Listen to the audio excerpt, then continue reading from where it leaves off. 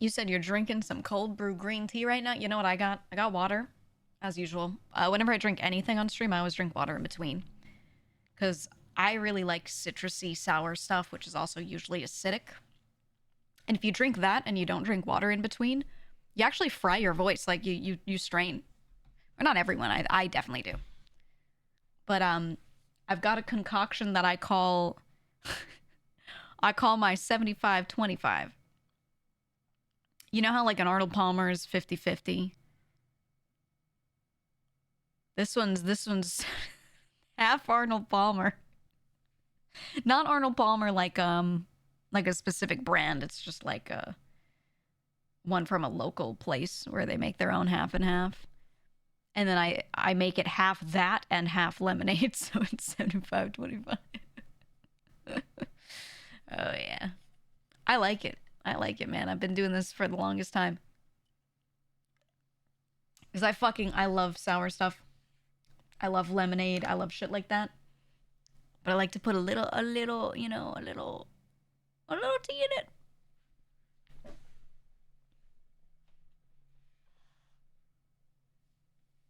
But I don't know, when it comes to like foods and drinks and things, I just love super acidic stuff, always. Probably gonna, you know, burn all the lining off of everything. Actually, I don't know. I don't know, man. Floppy. Did you see the tweet? That's the discourse of the week. He said, chat room, why do streamers insist on starting so screen for so long? Honestly, if I tune in and see that, I'm leaving. Yeah, that was the discourse of the week. I don't know. I ignore Twitter. Well, the thing is, like, there's an image up, but I start talking at like 10 minutes in. You know? Unless I have to get up and, you know, deal with a cat issue, which is sometimes the case, probably like once a week or something. But yeah, I'm talking by like 10 minutes in-ish. Doesn't someone bitch about starting Zoom screens every month? Yeah. I'm telling you, man. I'm telling you, every time you see some new discourse, like VTuber posts a thing and everyone starts kind of dogpiling on the convo, I promise you that 99% of the time, we've had that conversation 10 times previously. Like, people actually can't even come up with new shit to talk about and complain about. Complain about something new, please. It's so boring. It's so boring over there, man. That's why I don't even read half the shit I see on Twitter, man. You're boring me, Twitter. You're boring me. You're looping. They always do, man. But I think, you know, in people's defense, a lot of them, it's like someone who's newer to the scene, you know? So, like, oftentimes the original poster is someone who, you know, this is a new thought to them. This is a new thing that they're wondering. But then when I see everyone else also like jumping in, I'm like, hold on, you've been here for 5 years. I know you. You've been here for 3 years. You know, I see all these people and I'm like, you've talked about this already. Why are you stop? Stop. No. It's just funny to me. They always time loop, man. Do something new. I think it's okay to time loop a little on stream because you talk all the time, but on Twitter where it's like filtered, distilled, nah. It's like wearing the same dress to the red carpet 10 times. You know what I mean?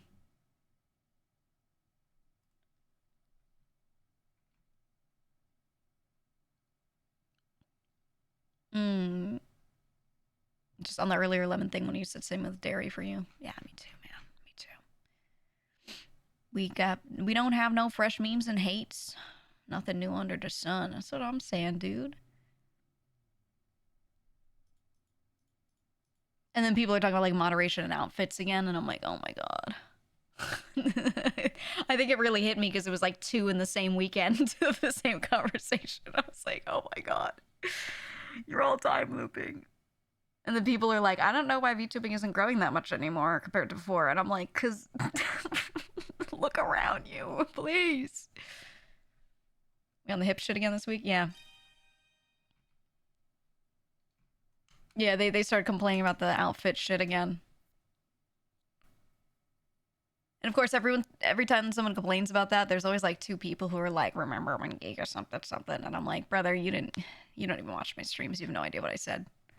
No one even misquotes me because they don't even quote me in the first place. They just bring up shit that they didn't even like watch properly.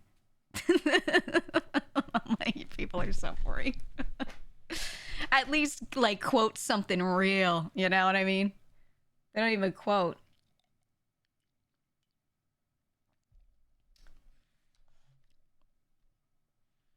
They weren't even there. Nah.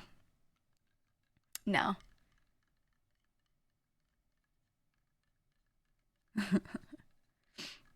They're also the viewbotting conversation has come up again this week as well. I feel like I don't know, this week has been like everyone doing like their 80th victory lap on the same conversations. It's kind of weird how it all happened the same week. Right? Yeah, it's all reruns, dude. I think it's because no new games came out last week that people really want to play.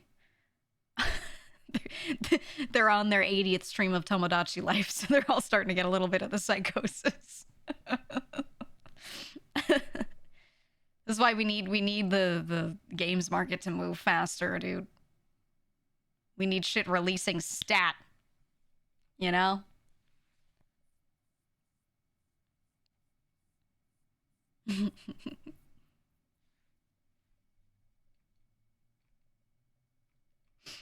So the 500 billion small streamers bitching about not growing and larger streamers just existing? It's always the case.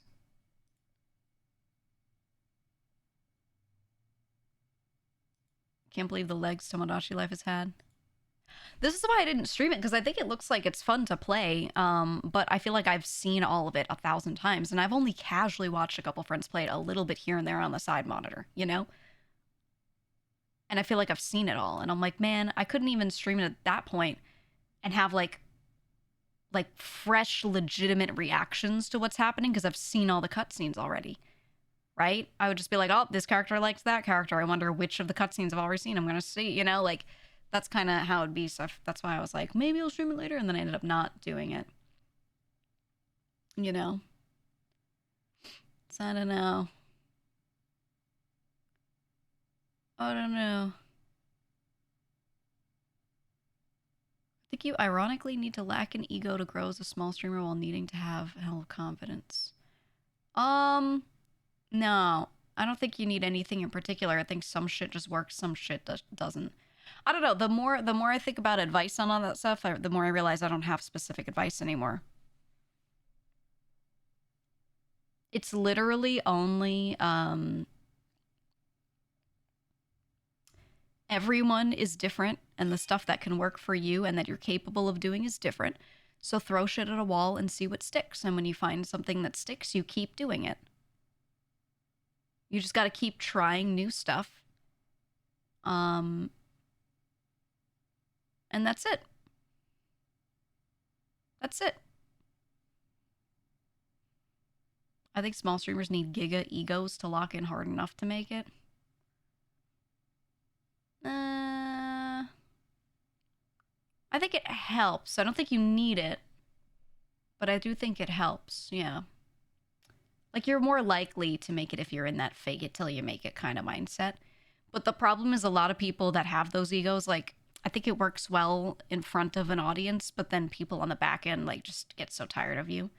So it, like, can also work in a negative against you, too. So it's, you know, like, yes and no, you know what I mean?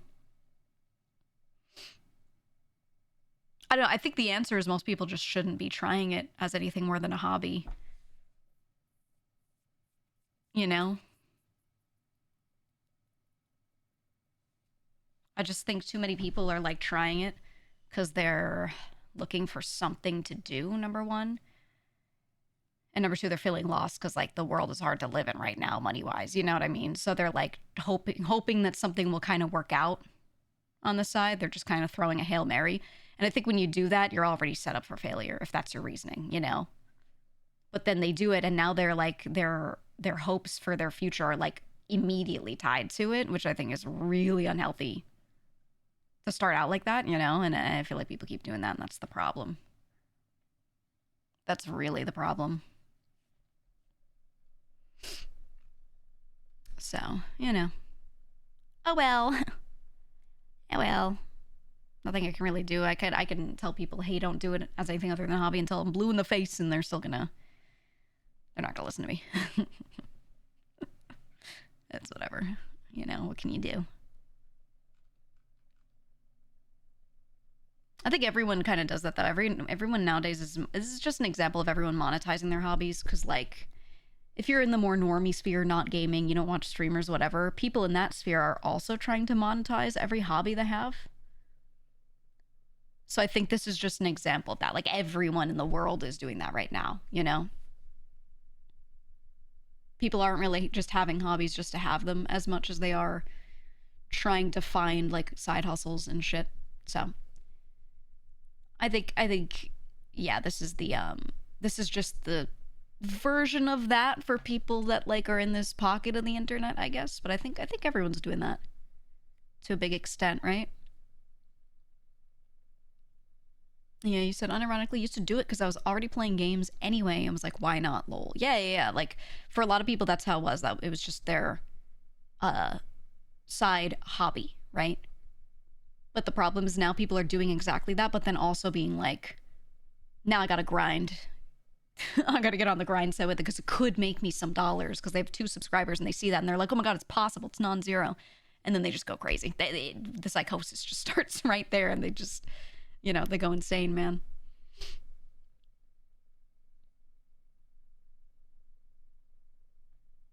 I wince every time I see I have to make it, this is my only option sort of post about VTubing, like, baby, no, look harder. That's what I'm saying. And I don't want people to take it as, like, I feel bad because I don't want them to think I'm trying to discourage you because I hate you or some shit. I just don't want to see more people doing that to themselves, you know? Like, I'm like, you could probably be way more fulfilled if you actually look out there for something good that you can legitimately do and make money off of it, and then do this as a hobby. You know what I mean? Like, secure yourself first and you'll have a great time. I think I had a great time doing this because I secured myself first, and I didn't even consider doing this until then. You know, and it was just a COVID hobby for me.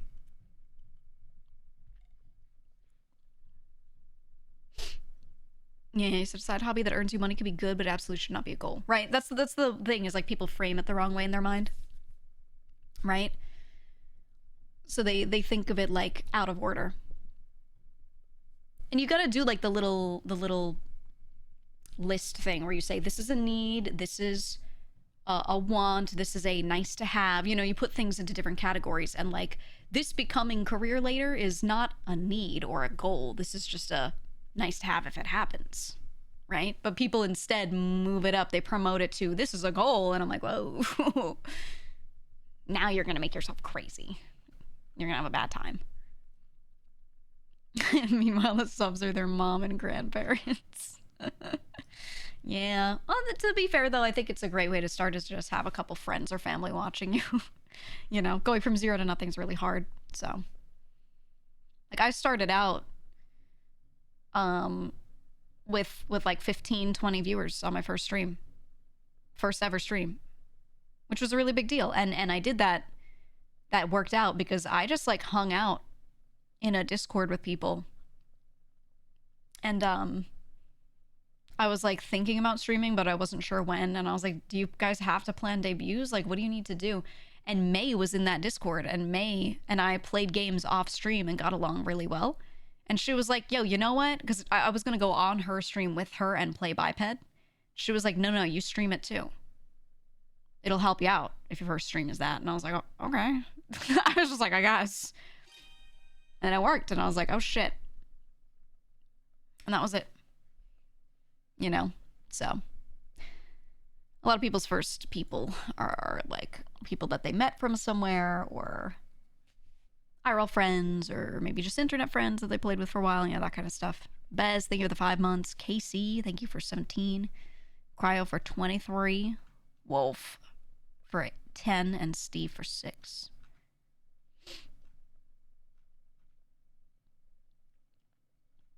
But yeah. I'm just tired of seeing people throw themselves at a brick wall. Not see that they're setting themselves up to be unhappy trying to do this thing. They're like tricking themselves. They really think they're going to be happy. They really think this is a great thing because they want it. And then they're just making themselves miserable, and then they complain about it on Twitter, and they just cycle and cycle, and I just keep seeing it because I'm in this space, you know, and I'm just like, man, literally all of this was avoidable for for all of these people, right? It was so avoidable. And the crazy thing is a lot of them think it ends. They think like, oh, you know, if I just make enough to pay my bills, or they'll set a number. They'll be like, if I'm at like, you know, if I make partner, I'll be happy. It never ends though. Whenever you hit that high point, whatever your high score is, now you feel like you have to beat it. Otherwise, everything else pales in comparison because people can't, like, they have a hard time being happy with just doing okay. I think you can really make it if you're the type of person who's okay with just doing okay, right? If you can will away that idea of like, oh, I have to beat this thing, I have to top this, you know, then you have a better chance of doing right in this space. But so many people, I think majority can't, you know. So most people are going to go through that where they're going to, if they do end up growing, they're going to have one bad day and they're going to be thrown into a spiral. I see people spiral all the time. They just have one bad stream. And it could be as simple as like all the friends that you have kind of like shared viewers with because you collab a lot all went live at the same time, right? It could be something simple like that, something like out of your control. And they'll feel bad about it. Like, and I'm like, dude, this is just part of it. It goes into the average. It's okay, you know? Like, you just accept those. You tank those, you keep doing your thing, you show up for the people who are showing up for you, it's fine, you know? But no, a lot of people spiral. So I just feel bad always whenever I see it. And that's why a lot of my advice, I try to keep it more realistic. And sometimes it might sound a little discouraging to some people, but I want to discourage them from doing things that are going to make them crazy, you know? Make them unhappy. But yeah, a lot of my advice will just be like, don't do it. It's not I'm saying you can't. It's like you're just going to go nuts, you know? Contentment is underrated. Dude, everyone should just, not saying you got to change your religion, but straight up just read a bunch of writings from older Buddhist monks, from Taoism, you know, all these things. Just read this shit. It is basic advice that has held true for all people for a long time about being okay with being okay, about finding contentment in the simple shit. You know what I mean? And you gotta be like that to not go crazy doing this kind of stuff. You know?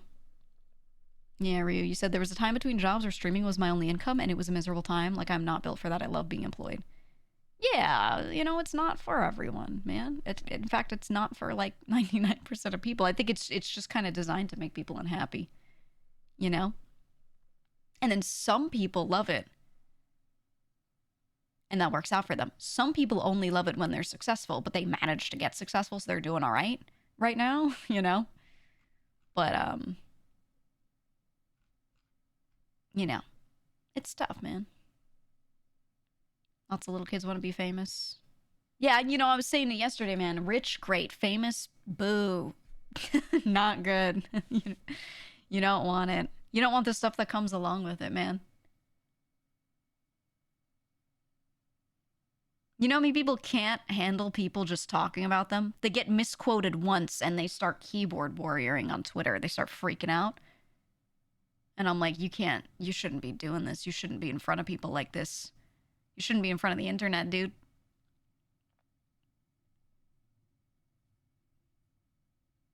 Most people are just not, they don't want to experience that. They just don't, you know?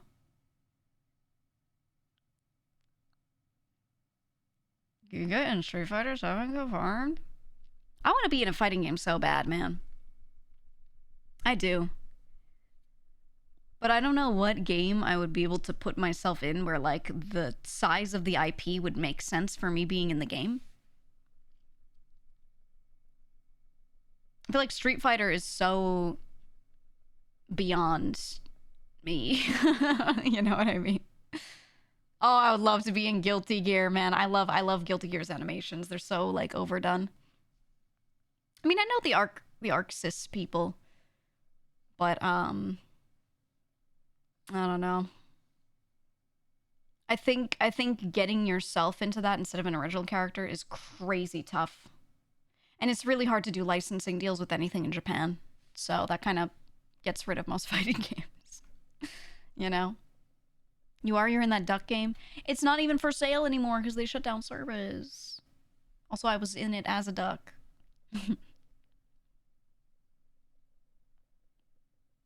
It's the lore you're in every game. The lore is I could go into every game, technically. I could see an indie fighter with VTubers featuring. I could take off a bit. There's so many issues with it. I've thought about that a lot because people have suggested it so many times. But look, man. If you... First of all, to make an indie fighting game that's good fucking luck. Good fucking luck. I do not see indie fighters, like, almost ever. No one makes them because they're hard as balls to make and have them be good and have players want to play them. Okay, that's like number one. That's number one. I don't see anyone doing that. But let's say you manage to get like the greatest dev in the world who's good at designing characters for fighting games and making it fun and making fighting game players actually want to play it. Okay, let's say you've got that. Yeah, now they have to be good with netcode. Uh-oh. Most indie games don't even go multiplayer because the moment they start touching netcode, they want to throw up and cry, so they don't do it, okay? But let's just say this dev also is perfect with this stuff. He's a netcode Andy, all right? Let's say he's able to make a great game, and he's able to code this thing like nobody's business. He's able to design these characters, movesets like nobody's business. He's also a perfect artist. You know, let's just say this one guy or the studio, whatever you got, is perfect. And you can make a great fighting game. Now, let's say it's about indie VTubers. Uh-oh. Because first of all, if you want to put people in something, it's best working with people from agencies or indies that are really large and have had their own teams and their own lawyers for a while, right? You can't just work with every indie because most of them do not have any idea how licensing deals work. So you couldn't even work with them, right? Let's just say you did though. You're going to offer them some sort of revenue split. I guarantee you most of them are going to have a problem with it. They're going to be like, I should make everything and you should make peanuts. And then you're going to be like, no, I spent years making this game and I have to feed my studio. You're going to get, 20% of the skin sales and we'll get 80%. And they're going to be like, I'm not taking the deal, right? But let's say they're cool with it. Let's say, they understand how much things cost and they're like, you know what, 20% of all the skins, you get the rest. I get it. You're feeding your studio. I'm down. Okay, now we got to draft a document about licensing. I'm only aware of like 3 VTubers in the indie space. And there might be others, but personally, I'm only aware of like 3 people that actually have a document about licensing deals. Like any sort of documentation relating to that on their own end.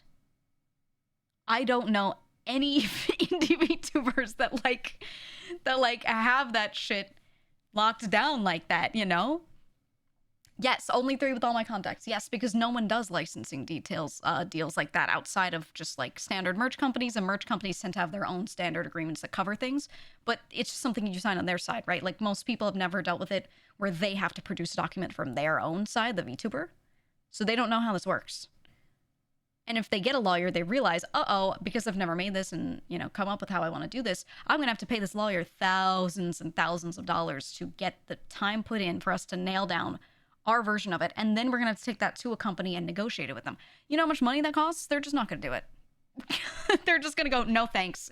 This 20% I get back from this ain't even covering this shit, So like, even if you make this perfect fighting game for indie VTubers, most of them aren't even gonna be able to sign that deal.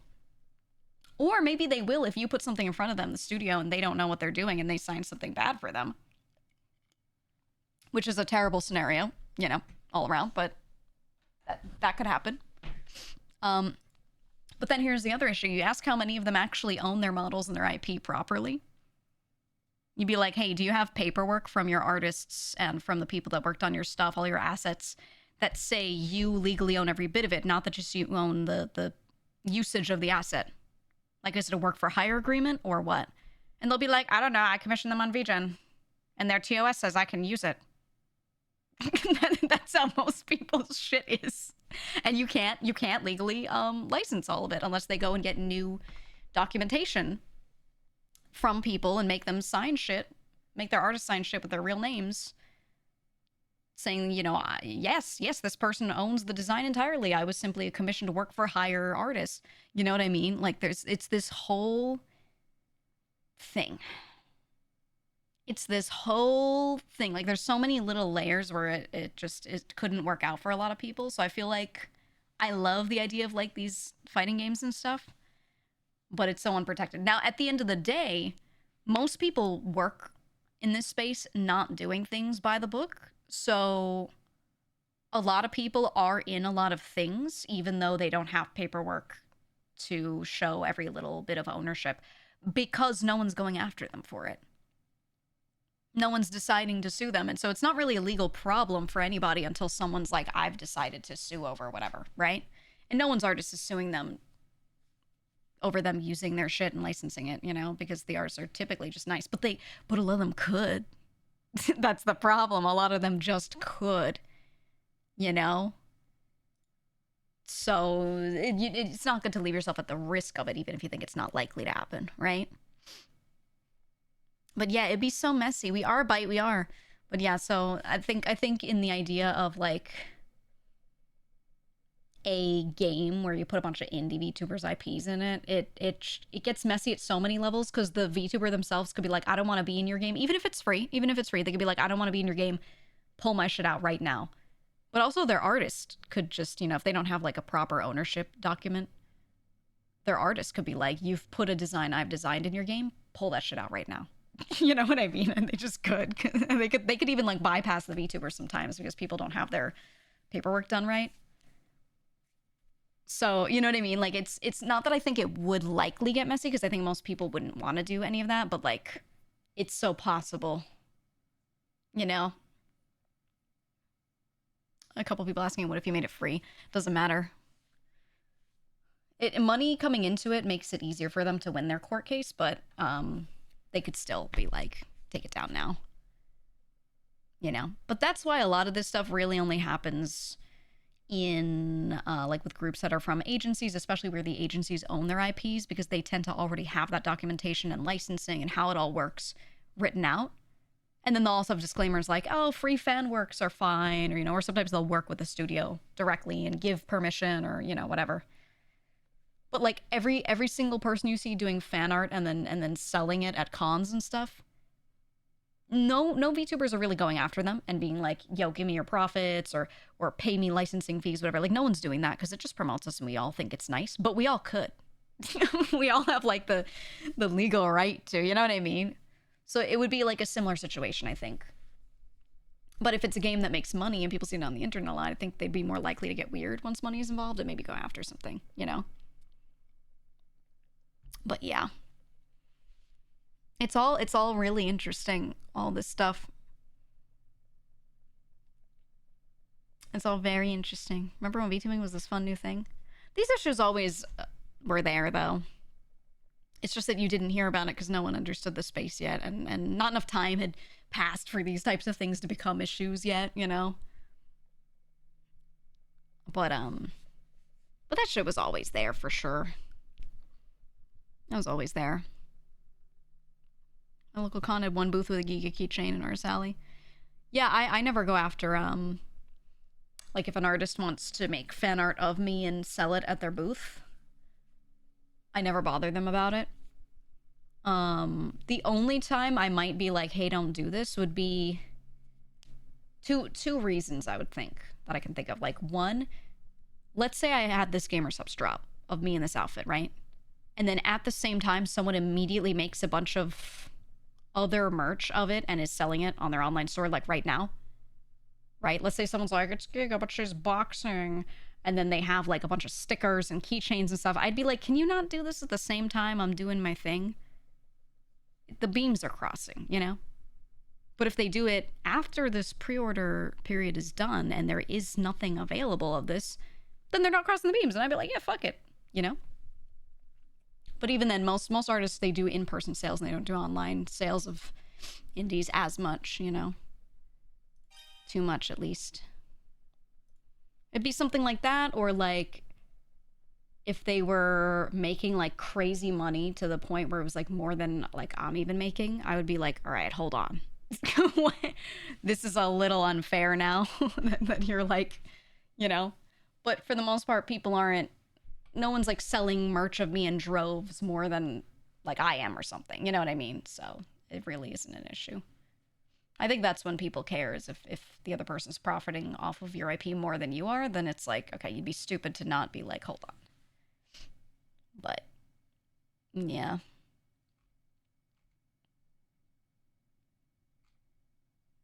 I feel like the golden age of VTubers is over, though I'm happy I was there for the good times. I think you're just dooming. Your last 3 messages just sound like dooming, and I don't think it's that bad.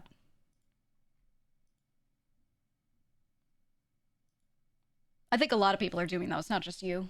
Not in this chat, but I mean in general. Like on Twitter, I keep seeing people dooming, and they're like, oh my god, VTubing the good times, and they're looking back at the good times. Thing is, there have always been really bad times littered throughout these good times. I think it's just like, in hindsight, it's very easy to bury a lot of that. You know, to remember a couple of the big things and everything else gets buried. Yeah, roasted goggles for sure. Put the glasses on. I mean, I don't know if you guys remember, I was a VTuber. I was on Twitter and I was existing in social circles, whatever, in like 2020. And then I was streaming in early 2021. Around that time, I remember especially for that first year, a lot of the female VTubers on Twitter were constantly posting about how much they hate men, they hate male VTubers, and male VTubers are never gonna make it. And they were like crazy, crazy mean toward like every male in existence. I don't know if you guys remember this, but I remember them being like that, like a lot of them. And it was just like a trend. It was like funny to post shit like that to them. And it was because no male VTubers in the EN space had popped off yet. You know? And I was like, whoa. I was like, I get the jokes here and there, but like they were really, really like doing it too much, right? Like any joke can be funny in a little amount, but when it's a lot, like, all right, it doesn't feel like a joke anymore, you know? And, you know, it's very toxic, and a lot of like male VTubers genuinely were just like despairing and having a bad time because they were like, I don't feel like I belong here. I remember how bad it was for them, right? And then like Niji had their male group, right? They had Luxium that they showed off and they popped off, and then like all those people like quieted down, and I was like, you guys are so annoying. And the worst was some of those people were like replying to some of them being like, I always knew you'd make it. And I'm like, shut the fuck up. Because even if you were nice to them individually, your posts that you would make all the time that were like anti-man made them feel bad, you know? Keep tubing. Move along tubing tourists. True. You'll never be a real tuber and or fan of tubers. Yeah. No, they were like that at the time though. They were. So like, I don't know, when people are like, oh, the good times, I'm like, yeah, but there was always like shit going on that was also like, So I don't think we're in a good or bad time. I think we're actually in the best time right now, which I know some people will be like, oh my God, but everything exploded last year or whatever. I think we're in a really good time because we're in this acceptance phase where people they've had the wool pulled over their eyes for a while, and now they're being more realistic, right? And I think a lot of people are waking up a little to doing what they want to actually do, realizing that there aren't too many metas that they have to follow. They can just create and have a good time with it. And if it works, it works. People are taking a little more ownership over their brands and their business. You know what I mean? And so I feel like it's actually gotten really good the past year. A lot more VTubers I feel like they're just relaxing a bit. Like you still see people doing about time-lipping on conversations on Twitter on the same shit over and over, whatever. But overall, I feel like a lot of them have relaxed and feel more in control, you know? Can't improve had their OC graduated faction redeems chat. Thank you, Flame. Thank you, Flame. But yeah, I think I think a lot of like the really toxic shit from back in the day is gone. So I'm glad. Like the fact the very toxic agency got dismantled was like a major positive. Yeah, yeah, that's what I'm saying. Like that shit could have been going on even now and people wouldn't know how bad it is. And I understand like it's nice when you can just be oblivious and be like, yay, everything's fun. But it's much better for that stuff to be exposed, those companies or those people to go away, and then people to just move on and do things like in a good environment, you know? And it's not just that scenario, not just like one agency, just in general. I feel like a lot of that has happened. One thing that's good is I'm feeling like with every cancellation that happens, people are more and more skeptical. They still jump immediately onto canceling people, but like there's more skepticism of people being like, "Let me wait for the so and so statement," you know, or this could have stayed in DMs, right?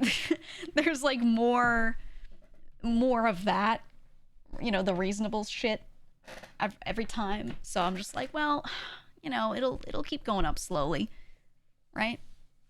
So I don't know. I actually feel like we're in a really good time right now. It may not feel like it because, you know, reality is more apparent, I guess, but you know, I think we're doing all right. I think we're doing okay.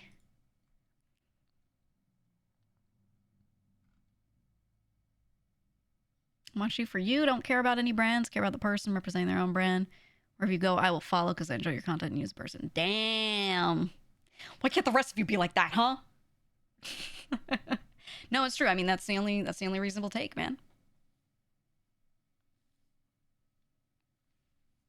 That's the only reasonable take, in my opinion. Because I ain't getting paid. Batten, what's your PayPal? I'll give you $3. Send me your PayPal right now. I'll give you $3.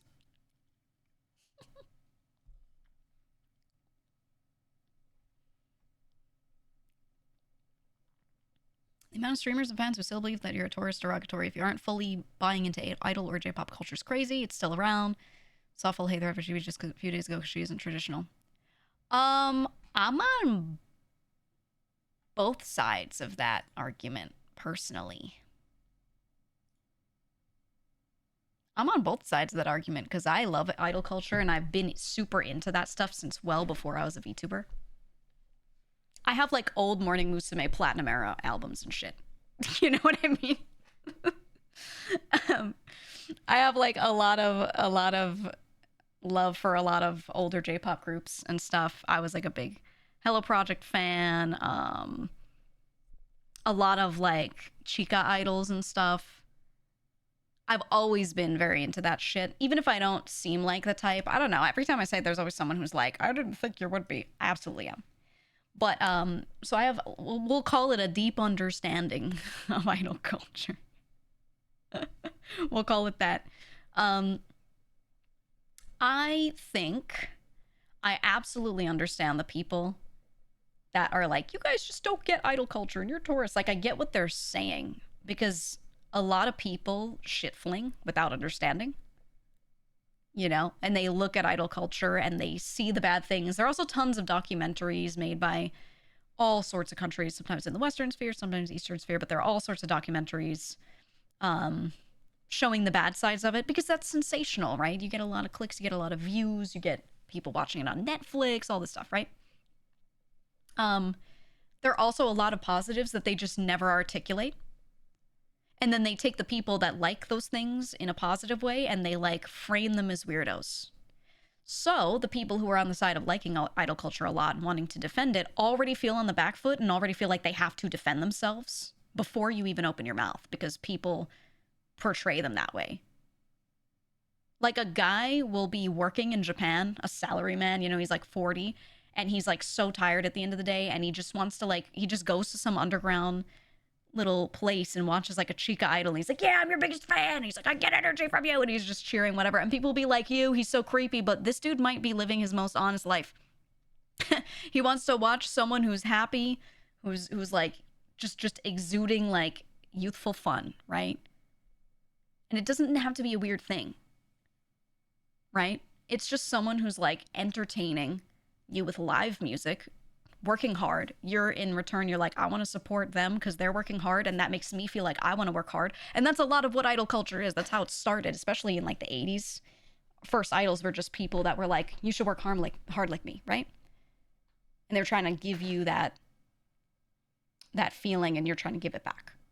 And that was the idea of idols versus like just a normal artist or singer, right? So it's very hard for those people who feel like they're just kind of like unabashedly supporting someone and having that person support them back to then feel like they're on the back foot and have people call them fucking weirdos. Because some fans get really weird. There are some fans. I do think the way the fandom is culturally absolutely makes it easy for people to get crazy. And it absolutely excuses some weird behavior, but most fans aren't doing that. That's a small, loud minority, you know? But then they all get treated like that. So it's very hard for them to deal with. So that's why they kind of like lash out or maybe say inflammatory things on Twitter or something about like people that don't get idols or whatever. Because people on the outside, quote unquote, always make them feel that way and always say crazy shit about them, you know? So I get it.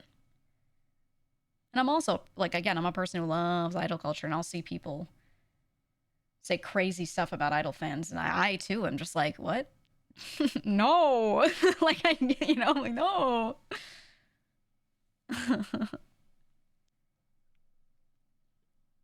But I don't know. Some people are trying to fill a void that they have with idol culture, which never works. The idol fan relationship is mostly one-sided. So? To like your second sentence, so? That's, I think most people know it's one-sided. They know that the idol is thankful for them as in a group. And then the fan knows that they are thankful to them, like, you know, one-sidedly just to the individual idol. Everyone knows this. People aren't, like, stupid. Most people are not that level of delusional. There's very few that are actually that level of delusional to think that. You know what I mean? To think like, oh, there are exceptions, though. Yeah, it's very few. So why even talk about them? That's the problem. The more you talk about them, the more you make it seem like all those other people, the majority, are like that, and they're not. You see what I'm saying? Vast majority of people are not that stupid, not that delusional. It just simply makes them happy. Same way you can go to a basketball game, have your favorite team, watch them, cheer when they win. You're not on the court winning. You're not winning shit. You only lost money to pay to watch, right? So it's kind of like the same thing. It's just that it makes you happy. As long as you don't bring in a lot of delusion, you're fine. You know what I mean? One day I'm gonna marry LeBron. I'm gonna marry LeBron James. But yeah, so that's the thing is like for most of these idol fans, that's really what it is for them. You know, it just makes them happy to be happy for other people. So when they see their favorite idol group like winning an awards show or like singing in on one of these weekly music shows, if it's like K-pop and winning, or if it's J-pop and you see them like finally doing a concert at the Tokyo Dome, like there are people that will be crying because they'll be like, holy shit, they made it, you know, and it's like insane. And it's just because they've been supporting them the whole time, so they're emotionally tied to the journey. It doesn't mean that they think this really affects them. You know what I mean? Like that they know. Right? But yeah, such is the case with like every fandom. I think people are like that with streamers, absolutely. Yeah, people saw Mouse doing the Final Fantasy thing. They're like, holy fuck. Holy shit. Because they, you know, watch her all the time and they're part of that journey as an active observer. You know? And they know they're part of just like one big amorphous blob of people supporting. They're not like, there's not too much individualism to be had there. But that doesn't mean you can't feel real good about helping. You know what I mean? I think it's actually quite healthy to be happy with feeling like a part of a whole and not needing that individual validation to feel happy about something, you know? So there's a lot of positive in my mind with that. Or like when they do charity stuff and you only, you know, you contributed one sub to it. Maybe nothing. Maybe you just watched, but you helped to boost viewership by one by being there. You know, you contributed. And I think it's fine to be like super, super, super happy. And some people would like be weird and call it parasocial. But I'm like, You put in a small amount of effort, and so did a lot of people. And together, as one blob of people, you did something cool. Like, that's great. You know? And it's okay to be like, yeah, we did that, and like count yourself as part of that. Even if you're not the main one, even if the main one was the streamer who made the event happen, right? But I do feel like a lot of people outside of our blob here, outside of this chat, outside of VTuber chats in general, they kind of look at it and they're like, oh, these people are weird. Because they're miserable, that's all. Because they're miserable. So you don't have to listen to any of it. Whether it's someone knocking idol culture or like people watching VTubers or whatever. They're just being miserable. They probably have something in their lives that is totally parallel to this. Like I said, like liking your favorite sports team and being happy when they're happy and mad when they're losing. You know, it's the same thing as being happy when your streamer's doing some shit or VTuber's doing some shit that you're like, yay, we did it, you know, whatever. Same shit, parallel. They probably have things in their life like that. But they're, you know, but they just want to be miserable. That's why you can just ignore it. You just ignore it easy, man. Unhappy people do not like seeing others happy. Yeah. I think a lot of people just kind of, they just kind of use the internet as their place to punch down or like just shit fling to make themselves feel better because they don't have like healthy ways of regulating themselves. And the problem is in this world, most people don't see, well, not most, about half, I would say, in my view, don't seem to have the ability to healthily regulate their emotions and what's going on in their lives. So they just take it out online. That's literally it. So that's why, for me, I feel like it's so easy to ignore those people. Because I'm like, this is just someone who doesn't know how to deal with their own unhappiness. There are plenty of people that know how to deal with it. Or, yeah, maybe their regulation does suck, but they don't do that. They don't throw it at other people online, right? There's plenty of that. So, yeah, that's why for me, I'm like, my philosophy is I don't need to let any of that get to me or be like, oh, the world is so negative. Oh, most of these people wouldn't do this shit in person. And if they do, everyone would be like, that guy's miserable. We're not hanging out with this bozo. Let's go, gang. And then everyone leaves, you know, that guy behind and goes and does something fun. Like, that's, you know what I mean? And I said this, like, I think last week, but I'll bring it up again. The best way to deal with all of this shit, if you're like reading a lot of people being miserable or seeing people attack each other, whatever, just try to picture people saying these things to each other or doing these things in person instead of online. And think of how this would realistically play out. And in most cases, when people are super negative like that or saying crazy shit, they would get ignored and shunned and people wouldn't fuck with them anymore. You know? You just can't necessarily, like, the group doesn't shun people online. Everyone would have to all click the block button on the same person, which they just don't do, right? They just don't do that. So it's like, you know, whatever. Easy to ignore, you know? I don't know about you guys. I actually use the block button a lot. Or even better, I use them, if it's Twitter, mute button. So that way they don't even know that I can't see them. That way they're just fighting ghosts, man. They're straight up fighting ghosts. They think I can see, and like I would just never answer them. You know? It's healthy, man. It's healthy. Yeah, actual shadowboxing, yeah. Man, that's why I love that YouTube, when you hide a user from your channel, it still lets them like feel like they're posting. So it doesn't let them know that they're shadow banned from your channel. Right? So they just kind of think they're doing something. They can get their shit out, but yeah, they're just screaming to the void. No one can see them. Wish we had that on Twitch, man. Heavenly Father, thank you for the 51 months. But I get your cup of filling it with cement and throwing it at my enemies. Yes. Yes. That's how you should use it, man. I like the colors. I like the colors. I like how it came out. All the stuff that's yellow will fill with whatever color your drink is. So, like, I kept it so that the stuff that's actually on there is the red, black, gray, white. So any other color you put in, it will look pretty cool.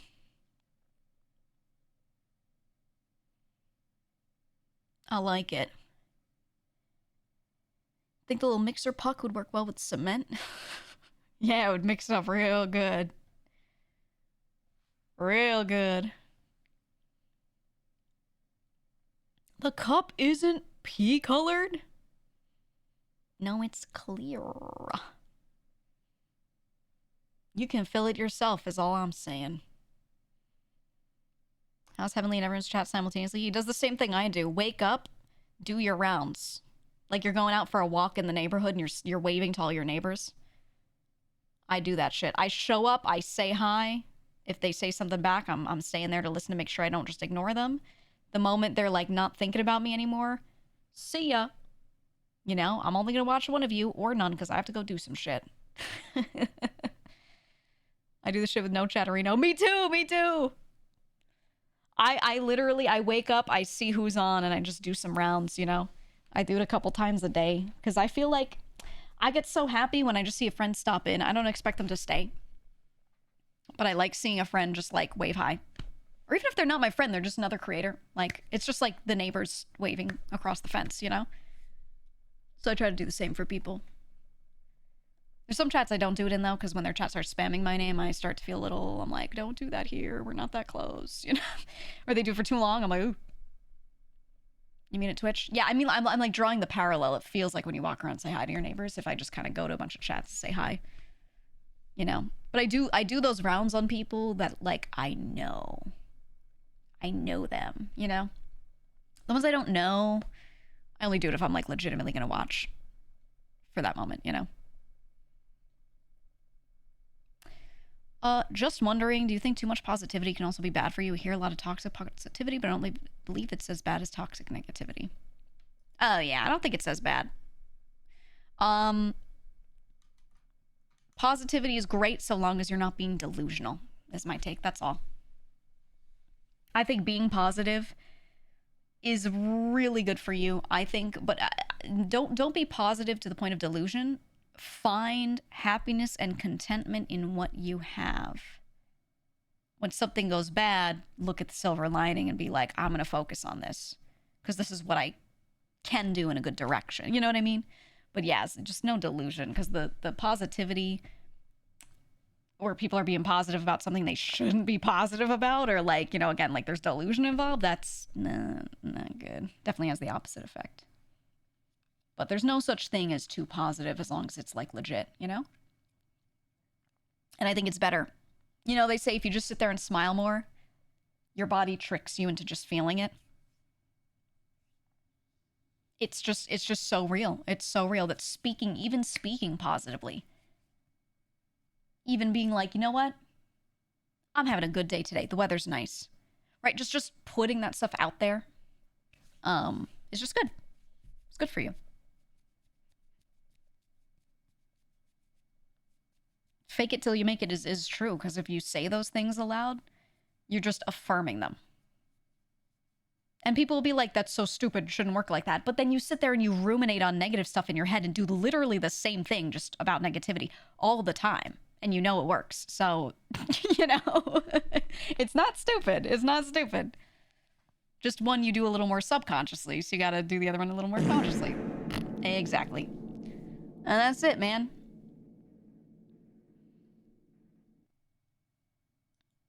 That's all. The weather is actually nice today, though. Well, where I am at least. It's like perfect weather, and I regret I didn't go for a walk this morning. I regret it, man. It's sunny. Nary a cloud in the sky. 66 degrees out. 66 in the city. Incredible weather. I love when it's like I need it below 70. I need it between 65 and 70. It's perfect, man. It's so good. It's so good.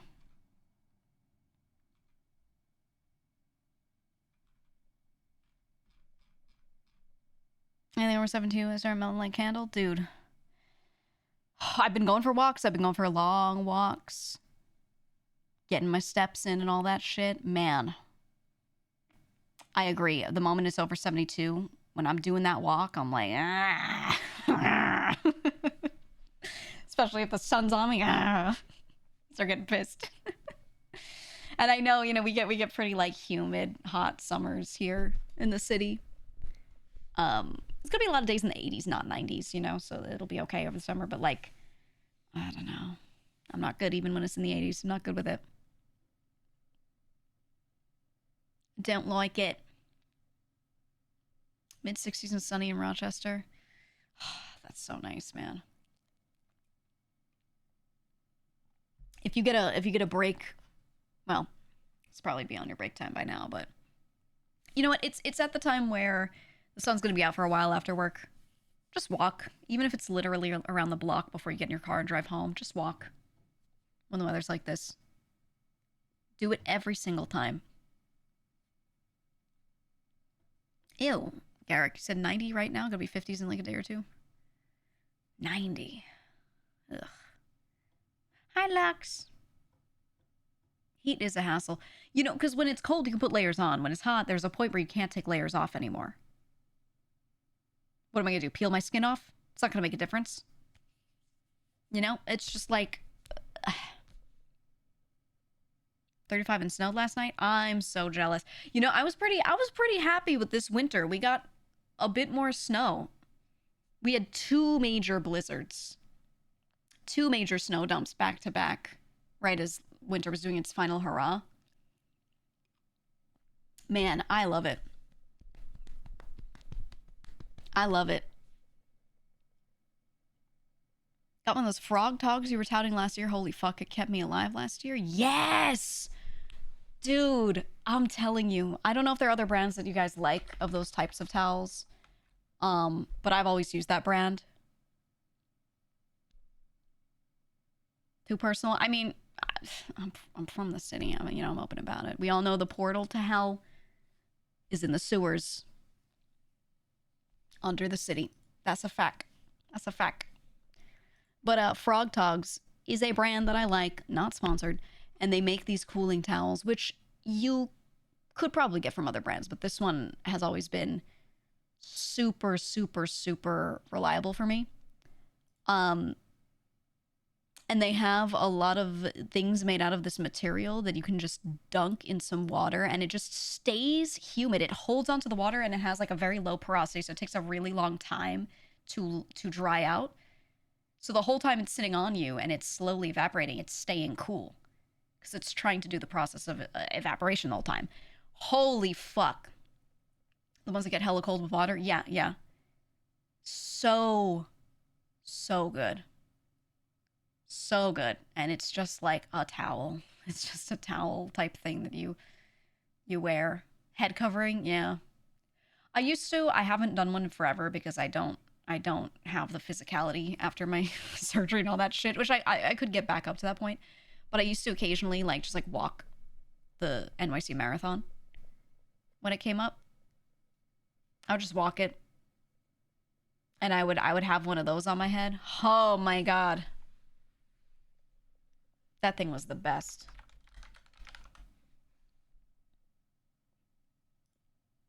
And the thing is, marathon's usually kind of later in the year, so it's like a little colder. But when you go long enough, and depending on the weather, there have been times where it's just shown up, like a heat wave has just shown up and we're dying. There was one year where that shit saved me so much. So hard. Anyway, they're good. I bought one last year after you mentioned it, but man, the textures on that towel is weird. Yeah, I mean, it's it's not like gonna feel like a towel. It is it feels like foam. It feels like a thin layer of foam. It's a little odd. But that's what the material is that is able to hold on to water for that long. So I don't know what it actually is. I remember looking into it a while back. We literally use them at work based on your recommendation. Hell yeah. No, they're good if you're out for long periods of time. Do it. I don't know what their material is. What material is frog togs made of? Non-woven, breathable polypropylene. It utilizes a patented bilaminate or 3-layer tech. It has a waterproof microporous film center layer with a soft polypropylene inner and outer layer. So they say. The seams are ultrasonically welded together to make them waterproof. Ultrasonic, huh?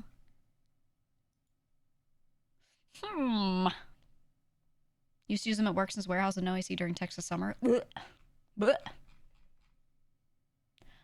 I used to wear them when doing sports, especially when doing sports, hiking, anything like that.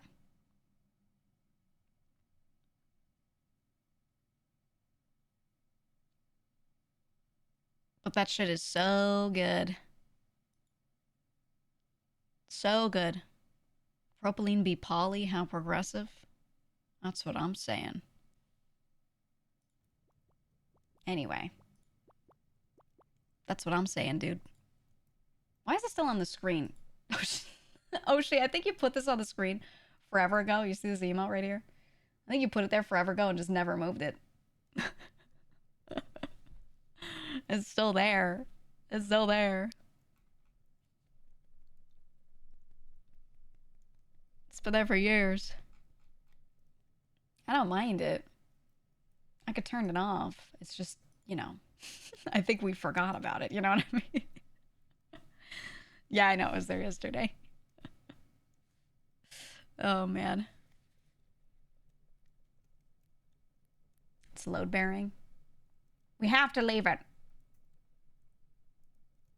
I don't care if the propylene's poly, they still gotta do the damn dishes.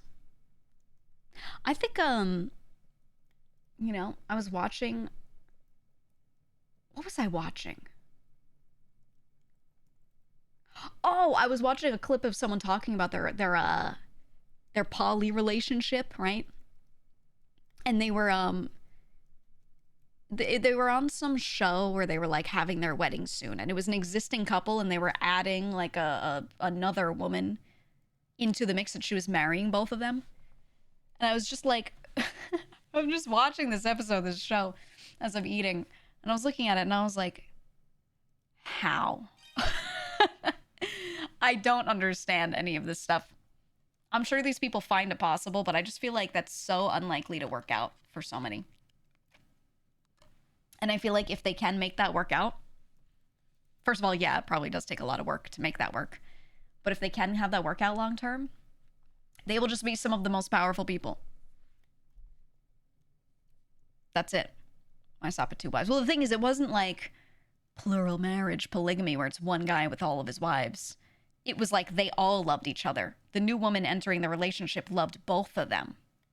Right? It was an even triangle is how they were portraying it. So I was like, oh my God. I guess they can make it work? I don't know. I don't know. Yeah, a proper throuple.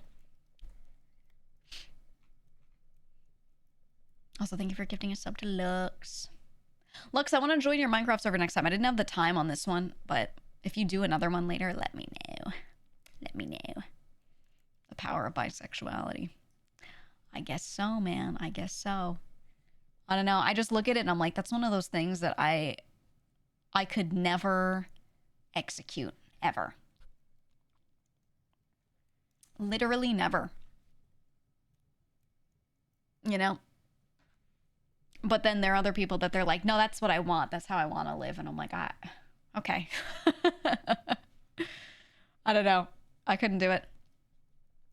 I have a friend who was a third to a married couple for almost a decade. Didn't work out. Yeah. I think it's a lot easier to, because like a marriage or a long-term committed relationship of any type is the sort of thing that takes work to work. And it's hard enough for two people to just work on each other the whole time. So to add another person to the mix and have it need to work in like both directions. Let's say you're one of those people and you have to have it work between you and person A and you and person B, and you need person A and B to work out with each other properly. Like, there's so many just factors added in there that could go wrong. And if people can't do like just point A to point B normally with two people, you know, the chance of that is crazy. It takes like 8 people to buy a house nowadays, so yeah, polyamory W. True. Very true. Oh, man. The cuddle puddle takes work. I feel like that's the easiest part of it, probably. If a relationship takes a lot of work to keep going, that's not really a relationship. That's not what I mean by work. That's not what I mean.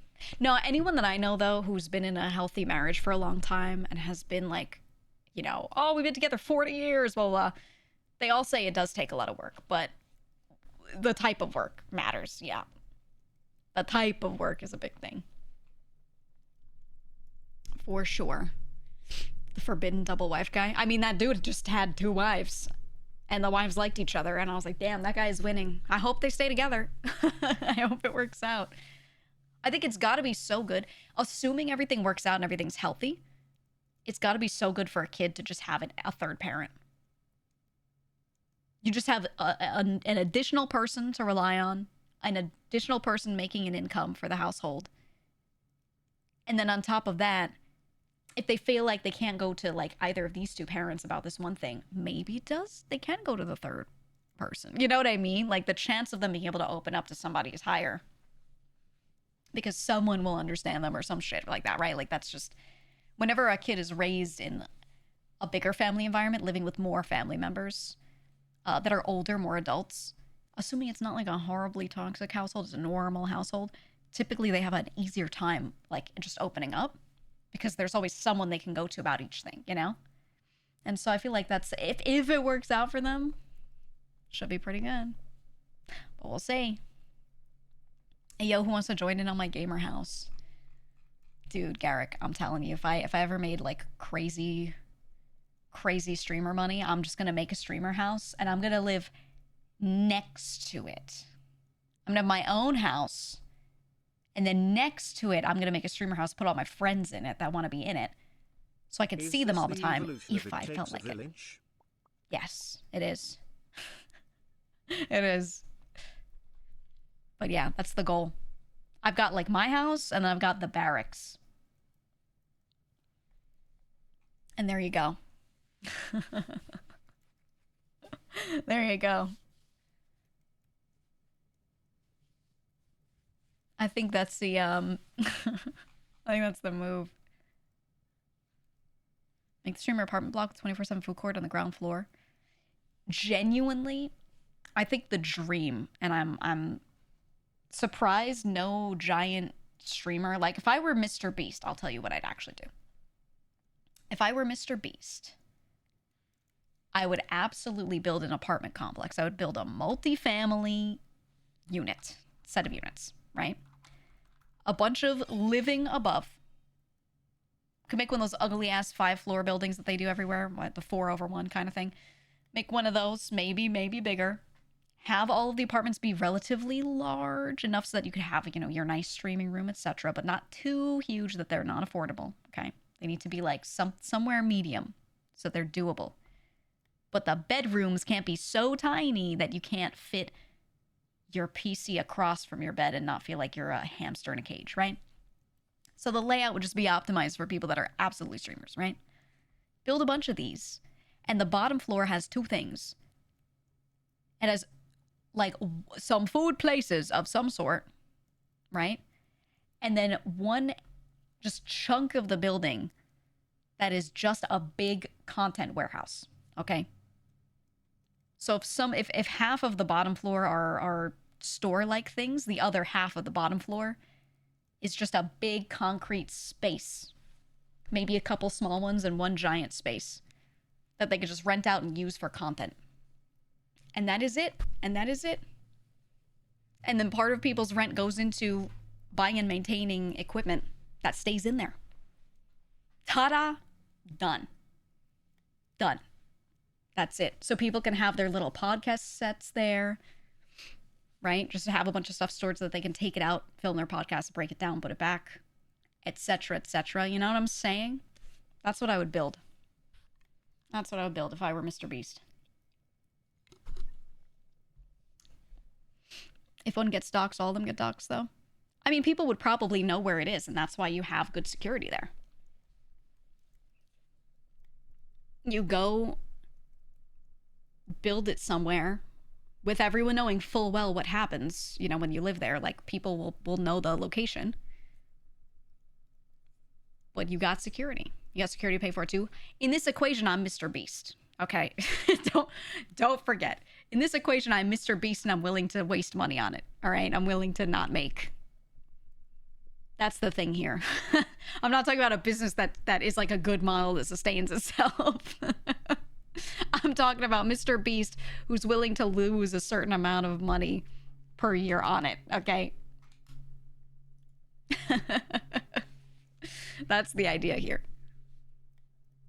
Because if I was Mr. Beast, fuck it, you know? Fuck it. It's a loss leader. It's not even a loss leader. It's all a loss. A loss leader implies you take a loss on one thing to make a profit on other stuff after bringing people in. My idea is this just loses money, but I'm Mr. Beast and I don't give a fuck, okay? That's what I'm saying. All right? Unless you wanted to, like, take a percentage of some sort of stream-related revenue or, like, something while they live there. Maybe that's part of the deal, but I would, like, not want to touch it. I don't know. Gaming orgs. Imagine that, allowing orgs to, like, sign a contract with you and be like, okay, here are your 3 units, and you always get to use this one small room in the common area, right? Between this time and this time every day. It could go crazy. It could go crazy. What would your Mr. Beast name be? Oh, I don't even know. My Beast, Mr. Beast kin, my Beast OC, Mr. Geese. I don't know what I would be.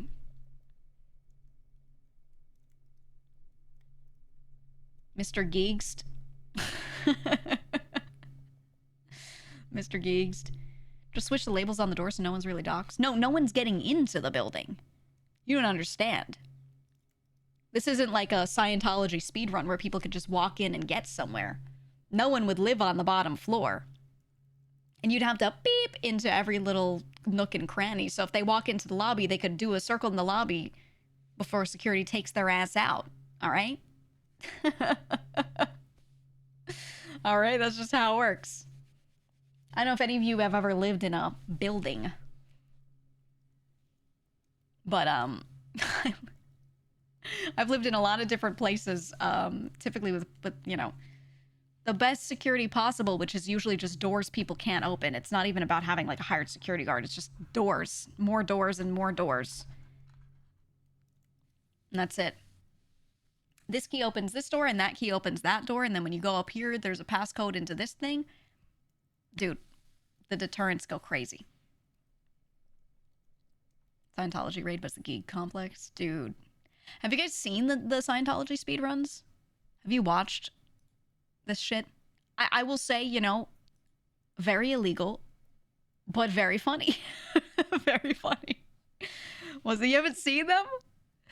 They did take the door handles off. Okay. So the TLDR is, there have been, for a long time, this has existed for a long time, before the speedruns, there have always been content creators that, like, have walked past the big Scientology buildings, especially on Hollywood Boulevard and stuff like that, where they're, like, actively trying to recruit people in and get them into the building.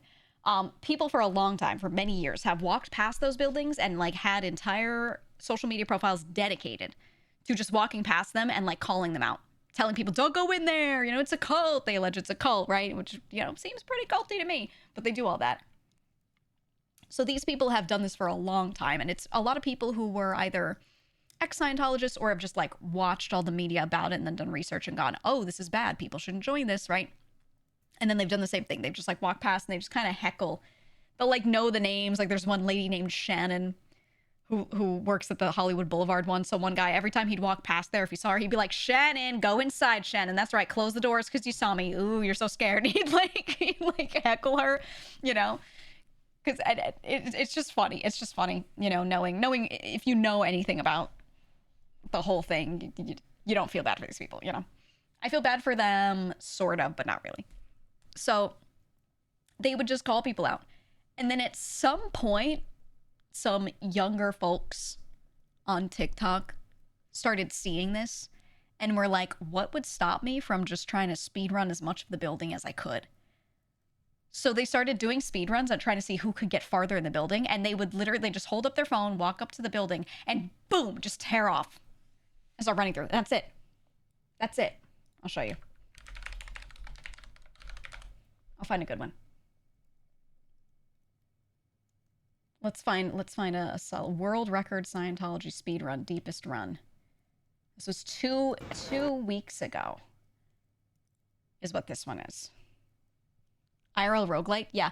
So what they're trying to do, there's also another account of one guy who's drawing a map of the place. And he's like, I'm just doing this because I like D&D map making and I'm just practicing my skills. I have never gone in these buildings. And then he's just saying what people are unveiling in their videos and like making a map. Oh, wow, let me find this. Let me capture this. You feel bad because like these people genuinely think that like they know more than everyone else. They think people on the outside are suppressive people who just like there's something wrong. They think there's something like medically and emotionally and mentally wrong with you. And only they are okay because they've figured it out and they're part of the church. So like when these people are coming up to them and doing this, they legitimately think that like they think something's wrong with you and you don't know better. So they wave it away and that's why they don't listen to you. You know what I mean? I think the same thing. I don't need a religion for that. That's what I'm saying. Why do you need someone else to tell you that? Make it up in your own mind, man. Be delusional like the rest of us, dude. At least. At least, man. I don't know. The speedruns are crazy. I feel like nothing else has really been happening on YouTube, though. You know? There hasn't really, like, been anything else that's been too crazy. It's kind of just the speedruns and then, like, just everyone doing their normal thing. Their normal shit.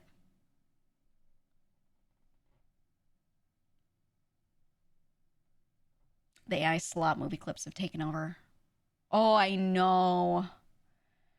I know. I've been just hitting dislike on all of them and I've gotten way fewer of them over time, but it's crazy. YouTube's trying to do it's trying to do better detection on that stuff. It's trying to find ways to be able to detect if something is AI generated, but it's just so hard to tell. It's so hard to tell, man. It's really tough. And I know. Legit movie clips made by AI or fake AI movies, both. AI detecting AI. There's a lot of different types of AI. A lot of different types. And I know like the term is like a big umbrella, but the type that just is like good at recognition to then identify something bad, I think needs to be a thing on platforms like this. Because when you have a platform so big, you could never pay enough people. You could never hire enough people to have humans pouring through all of this stuff, watching things, sorting it. Like you could just never do it. So you need it. I kind of wish Twitch had stuff like that for moderation, personally. I kind of wish, and maybe they are testing something and we just don't know about it, but I really wish they would do that because we know, like the whole moderation conversation came up again on outfits this week, you know? But I think they actually need something like that because their issue has always been that they could never hire enough people. And I'm like, okay, so you need some fucking tools. You need, otherwise, we're just all gonna deal with this over and over, right? Because the issues are not how their TOS is written. The issues are not how they choose to moderate. The issues are that they don't have people able to moderate. So everything's just based off of what gets reported and not like there's no scanning going on. You know what I mean? So I'm like, they really should do something. Because if they can't hire the people for it, they have to do something, man. What happened to the outfits? So odd. It's a thing that happens to VTubers all the time. And the conversation happens every like 3 months where someone will debut a new model and they'll have things on their outfit that break TOS and they'll get slapped for it. Like the VTubers get slapped for it. But then they'll call it out and they'll be like, okay, but what about? They start doing the what about thing and they pull up, which they're not wrong, to be clear. They're not wrong, but they start pulling up like face cam streamers that are wearing crazy shit all the time or doing things that are absolutely like very sexual. And they're like, I got banned for a little underboob and a little hip showing, but then this person is doing like, you know, the one who brought a guy in a full gimp suit on stream, right? Like stuff like that. They'll be like, what about this? You know? But the problem isn't, the problem is they keep focusing it on their like, Twitch hates VTubers, but that's not it at all. I've spoken to a lot of staff to try and figure out like what it is. And the problem is just like, they don't have enough people to check on everything. So the only stuff that gets moved up on the pile to then, you know, get a ban decision is the stuff that gets reported a lot.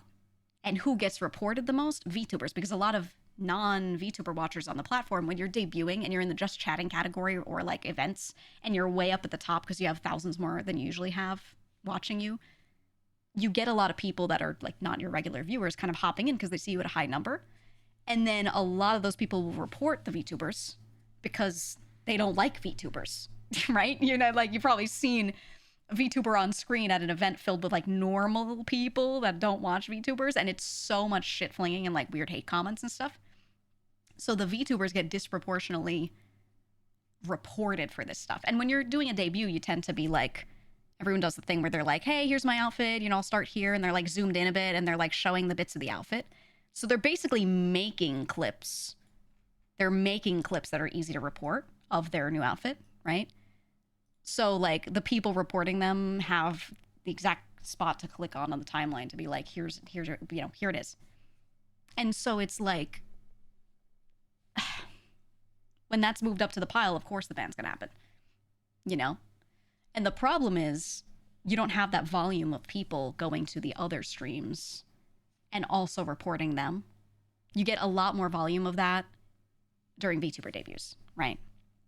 Because people just hate VTubers. So that kind of moves stuff up on the pile. So people, you know, we know the problem is they don't have enough staff. So that's why I'm saying, like, they should be just working on tech to scan this shit. If you can't have humans do it, like, you gotta do something, right? I don't know. We'll see. We'll see what happens. We'll see. I don't know. I saw some people pointing out that there are some VTubers with outfits further to the edge, but they seem to get away with it because they're bigger, but I only saw people saying that. No idea if it's true. I don't think that's true. Because I've seen plenty of big VTubers also get hit with bans. Actually, some people get big off of bans and then stay big and then get banned again, you know, and that actually works, like, well for them, unfortunately. It like, you can take bans and move it into more traffic for you. That's just kind of what people do now. But I think it happens to medium and large streamers a lot more than small streamers. For sure. But really, it's not... What I'm saying is it's not following any specific meta. It's just off of whoever is getting more reports. That's all. So if you are someone that people, by and large, just don't like, or they don't like your voice, or you don't have, like, a nice attitude, and they've decided, oh, I hate you and I'm going to report you, then you're getting reported, right? Like, whatever the normies kind of, like, come in and decide they dislike, they're going to show up and report. And that's it. You know? So it's just tough. It's just tough. So that's one of those situations where I'm like, I wish they would actually come up with a system that scans the stuff, which probably would end up in more bans, but I think that's the point. People just want the TOS to be acted upon evenly as much as possible. It'll never be perfect, but, like, you know, more of that, please, is what people want. Which I agree with. I've always agreed with that. But the conversation shouldn't be like, oh, they just hate us, because it's not that staff hate you. Maybe there's like one or two people that by now have been fired, but there's one or two people that like in the past have said some stuff, but that was years ago, and that's not what's acted upon. What is acted upon is just what gets reported a lot. That's it. So yeah, the enforcement is based off of number of reports more than anything. And type of thing. So if you report someone for like mild themes, but you report someone else for something that is considered like a worse offense, then that gets moved to the top pile too. Like they're just kind of weighted, you know. So there's a lot of stuff in there that makes this that certain types of things are more likely to get moved up. But yeah. Yeah, no, they're not making money. They're still losing money, I'm pretty sure. I don't think they've recovered. So that's why I'm saying like they're never going to be able to hire enough people to wade through all of these reports. They only take the stuff at the top of the pile and get through it because that's all they can handle. So that's why I'm like they need to have better tools that are actually going through this stuff, because clearly they can't hire people to do it, you know? You know what I mean?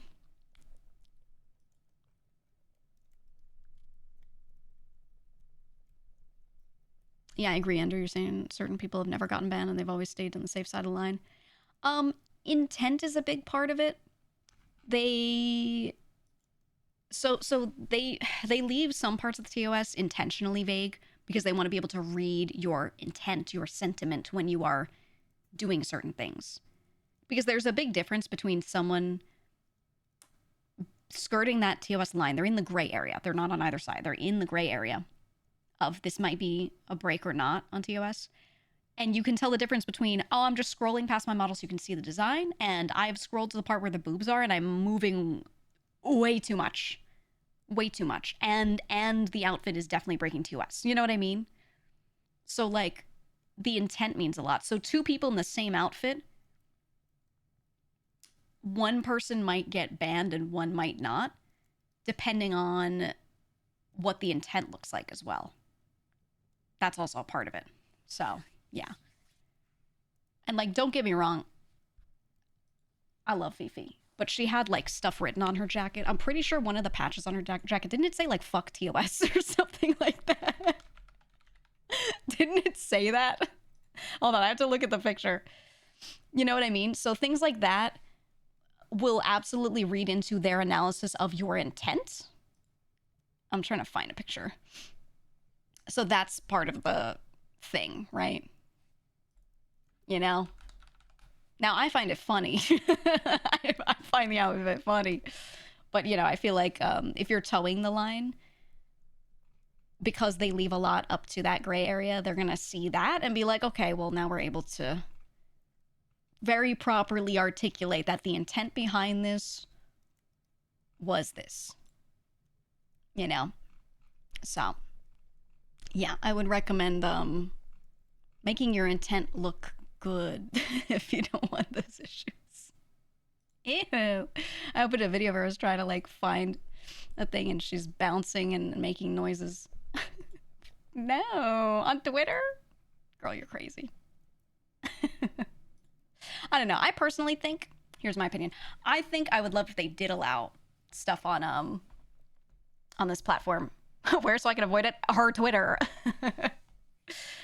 No, I love her because she is unabashedly just doing her thing. And a lot of creators are unabashedly doing their thing. And I would really like it if this platform would allow more of that kind of content, but just add different labeling.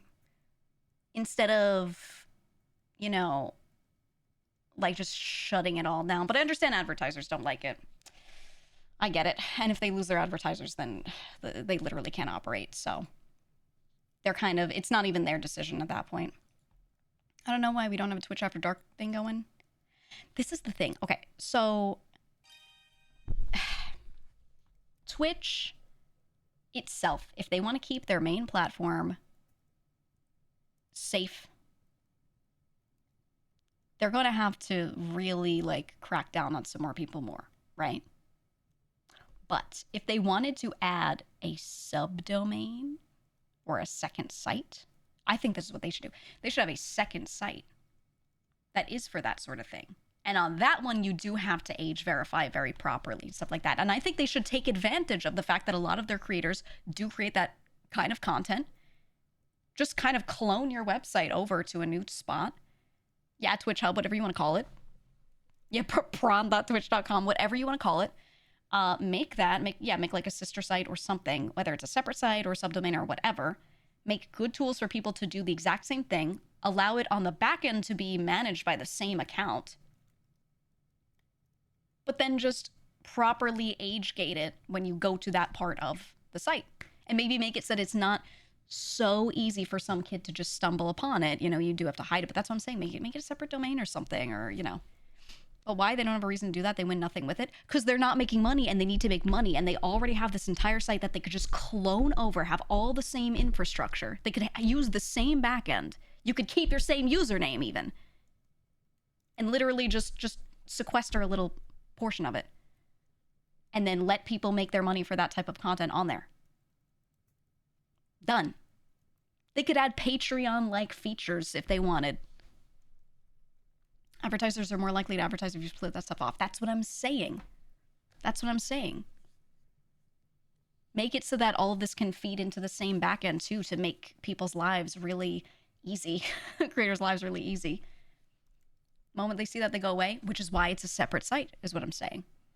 Or it's a separate section. It's not like literally you go to twitch.tv and it's just like, do you want Twitch After Dark? And you click a big button with arrows pointing at it, you know? You don't. But I'm just saying, they could spin up a whole separate thing that is owned by the parent company and give these people a place to do their shit and have it use the same systems. And that's it. And that's it. That's all. They could even do something like, if you have fully age verified, then make it so that when that same channel is doing an After Dark segment, it still shows them on your left sidebar. And you can only see it if you're fully verified, age verified, right? And then it has a little thing, it has a little symbol or logo, or maybe it's a different color or whatever, to imply, hey, this is an After Dark thing.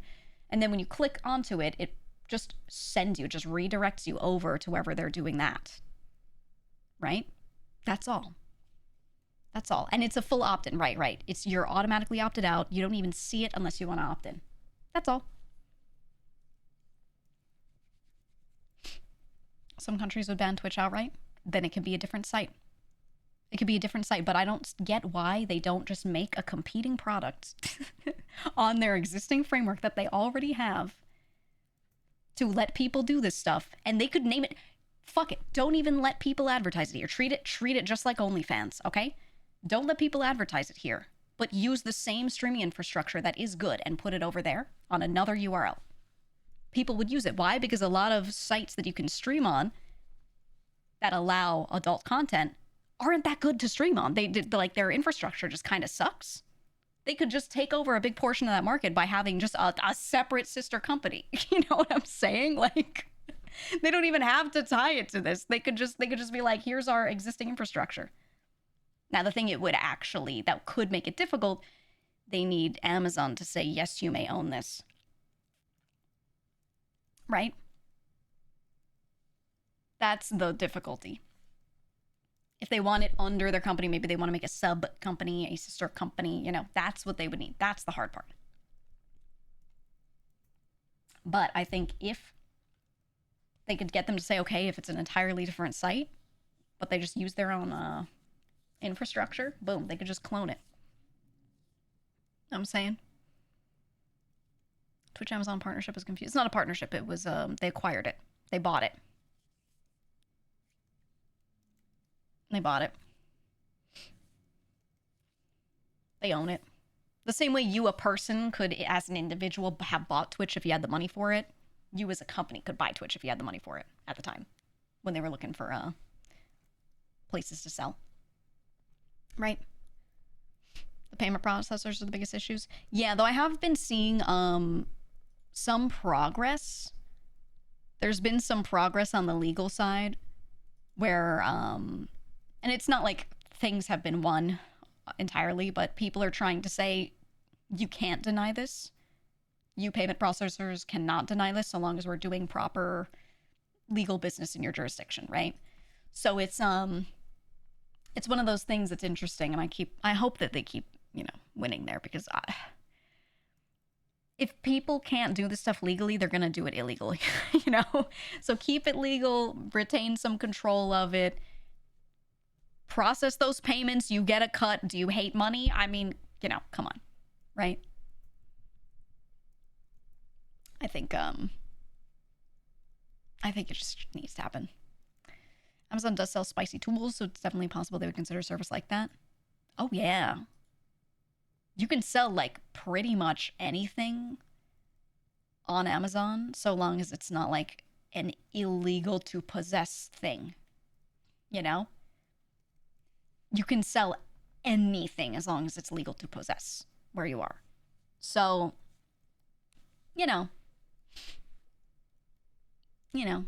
but yeah, I'm praying for the EU to get the payment processors to fall in line. Can I sell my toenails on Amazon? Hold on. Amazon.com.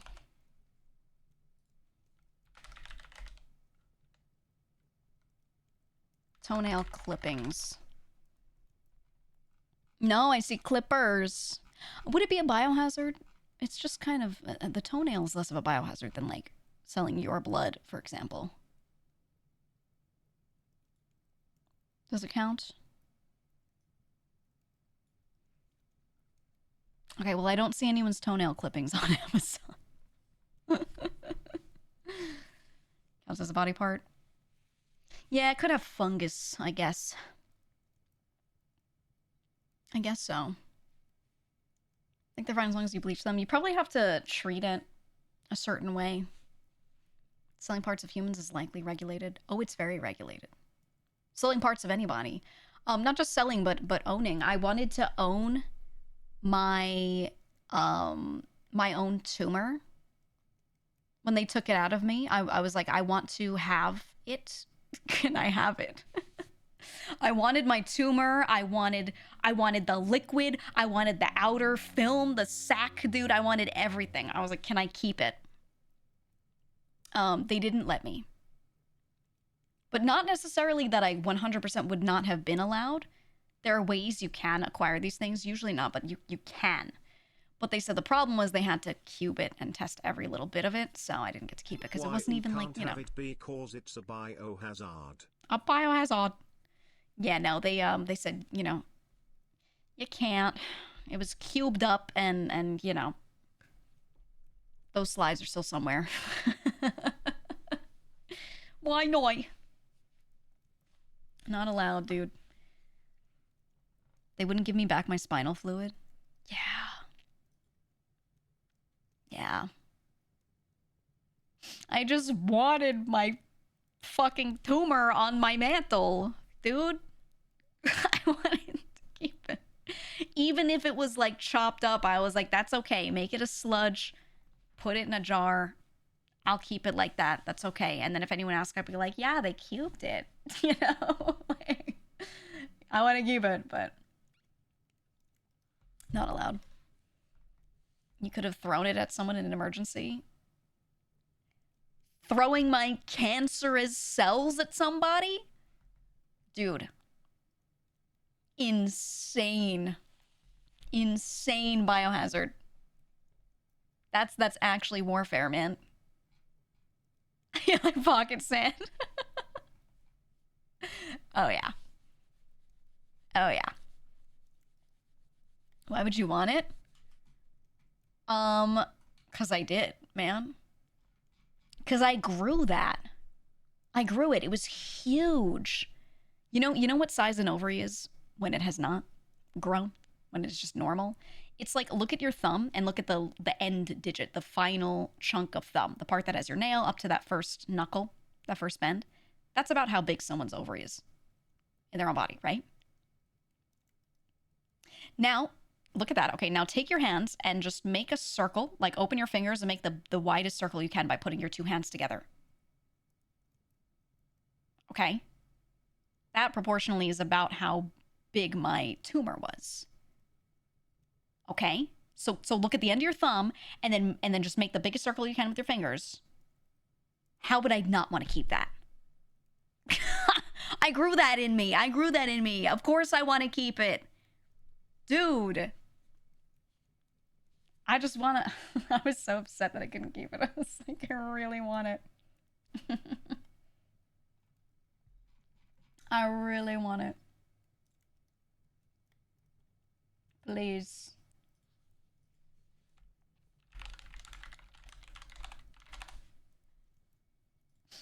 I just want to keep my damn softball or whatever the fuck. No, it was bigger than a baseball. Well, I mean, the good news is it was like from the top down, it was a little, I wouldn't say it's flat. It's still like an inch thick, but it was flattened, a flattened disc like a pancake instead of like fully spherical. But that's how big it was, man. But I wanted it. Yeah, discular. Very discular. What was the term? Something mass? Are you thinking about mass effect, which is the effect of having a mass in your body? Is that what you're thinking of?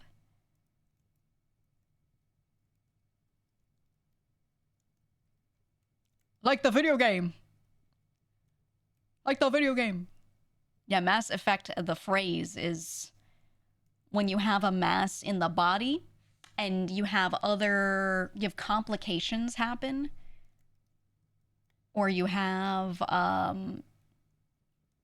just any sort of like medical negative that happens because you simply have something big. You just have a mass that is either pushing on something else or like is positioned weird or whatever. They just call all of those things, they sum it up as it is due to the mass effect, is what they say when they're talking about like the origin. So I had a lot of symptoms that were comorbidities and things, whatever, but it was mostly due to mass effects. So a lot of me feeling sick, feeling bad was because things were getting pushed on and couldn't function right and stuff like that, you know? And that's what quote unquote mass effect is. Not the game. But yeah, that's probably what you were looking for. Wasn't like in a thing. Yeah, so that circle you just made with your hands, that was inside a larger sphere that was like about the size of a basketball, honestly. I would say it was slightly smaller for me, but like proportionally for you, probably basketball size or a little bigger. It was in a thing. That was the fluid. I wanted to keep the fluid. That's what I wanted. They wouldn't let me keep the fluid. But I was like, dude, I made so much. I made so much fluid. My body made that. Can I keep some? I wanted like a weird, creepy vial of it. Wasn't allowed. Wasn't allowed. Nuh-uh. Said, your husband needs to get a small cyst removed from his back and you want to keep that as well? Yeah, yeah. Mine was a cyst. I wanted it. I wanted it. I said I want this weird, deflated thing. Can I have it? But not allowed. Evil laboratory ass. But okay. And here's the vision. Here's the vision. I don't have a mantle, but I wanted a mantle. I was gonna make a mantle on the wall. Okay. Just slap one on the wall. And then you have like 3 jars lined up, and one is the mass, all cubed up sludge. One is like this weird liquid that just looks like chocolate because it was like mostly clear liquid, but I like hemorrhaged into it too, so it was like, you know, it was just like brown oxidized blood, right? So it looks like chocolate. And then you got another jar that's just like a film. It's like a deflated sack.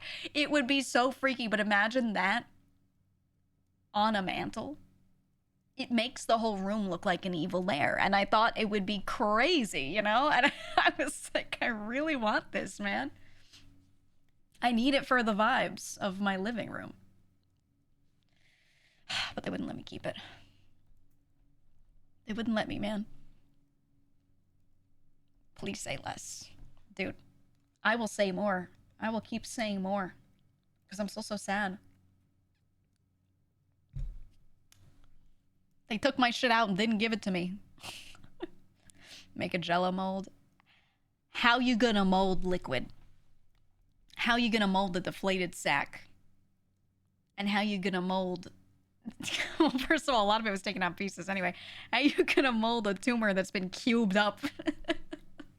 It's literally just cubed. You know? It's not gonna work. I do jaw surgery next week. I hope they let me keep my jaw in a jar. Jaw surgery? What kind? Not your maxilla, right? Is it like lower?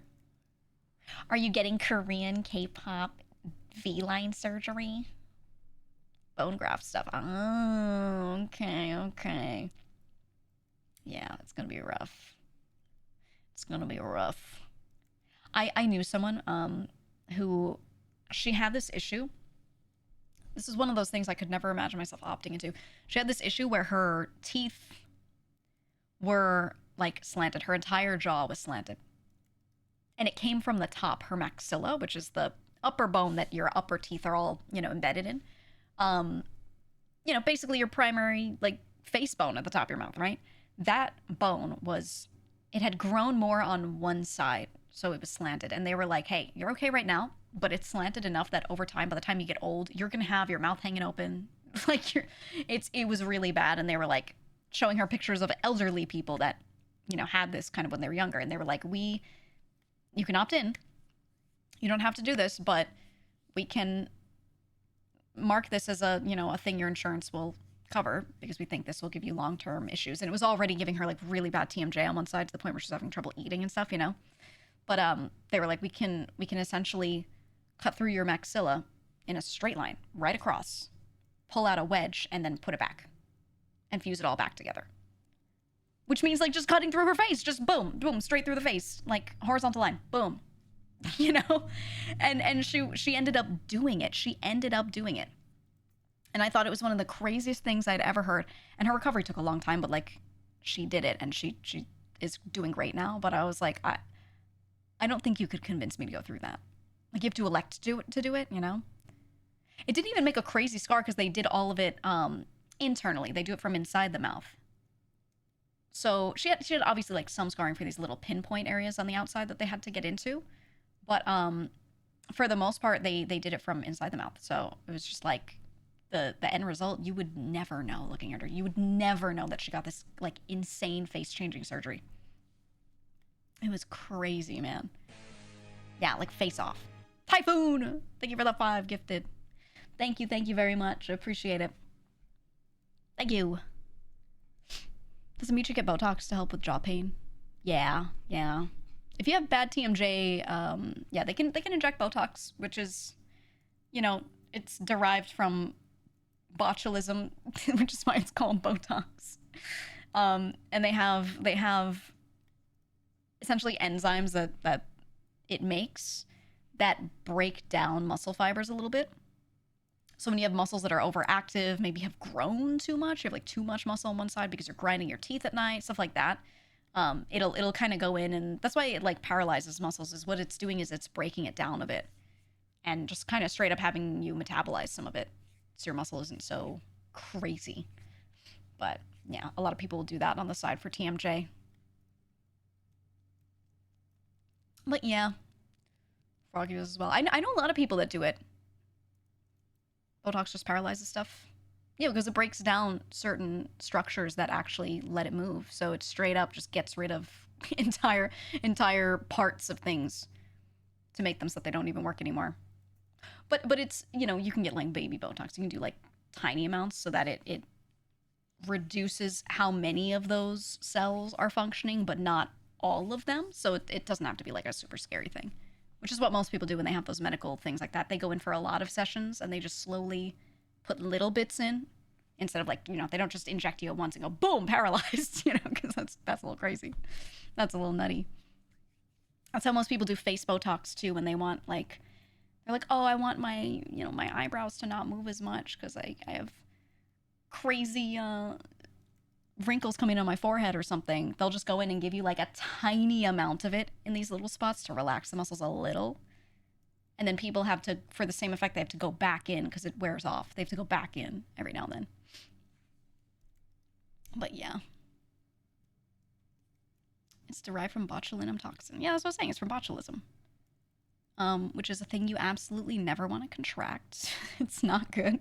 If you ever buy canned food and the can is kind of blown out outward, like clearly there's gas inside that has been created, and it is like looking like it wants to burst. A lot of the time, the bacteria that's doing that is botulism, and it can make you really sick if you eat it. Really sick. But they studied it and found that you can, inject it in your face and get rid of your wrinkles a little bit. Or prevent them more than get rid of. Kind of both. Kind of. But yeah. So my problem is actually because of being a horrendous teeth clencher. Ugh, yeah. It's tough because, like, you don't even realize you're doing it. Especially if you do it at night. I mean, how are you going to get yourself to stop? You can wear certain devices, but it doesn't stop you from trying to clench. Like, the muscles are still trying to do it, so. Yeah. Don't leave rice and pasta on the counter and eat it later. Who's... Do we even need to say that? Who's doing that? don't leave any food out on the counter and then eat it later, like, ever. What? I mean, everything should be covered. But you can leave... Butter doesn't have to be in the fridge. I know a lot of Americans fridge the butter. That shit can just be, put a little cap on it. Boop. Right?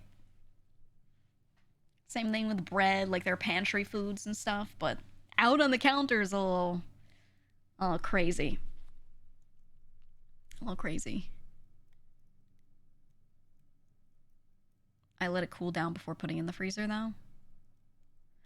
You don't need to do that. The sooner you cool a thing. I mean, I guess it's if you're trying to not have certain textures happen in certain foods, there are reasons to do it slowly, but for most foods, you want to, while it's freshly cooked, as soon as you're sure you're not going to eat that amount, you put it straight into the fridge or freezer. Straight in. To preserve it right as it is. Have you never met college students? Definitely not. Definitely never have. Not once in my life. No, I'm very aware of how people live. I'm painfully aware. I just like to think that even if they do it, they know better. Most of them, not all of them. I like to think that they know better and are willfully not doing it. And it helps me sleep at night.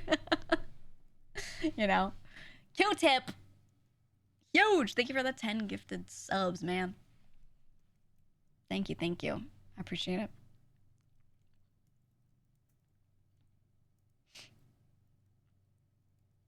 Yeah, one would think so, but my roommate seems to lack logical thinking or common sense.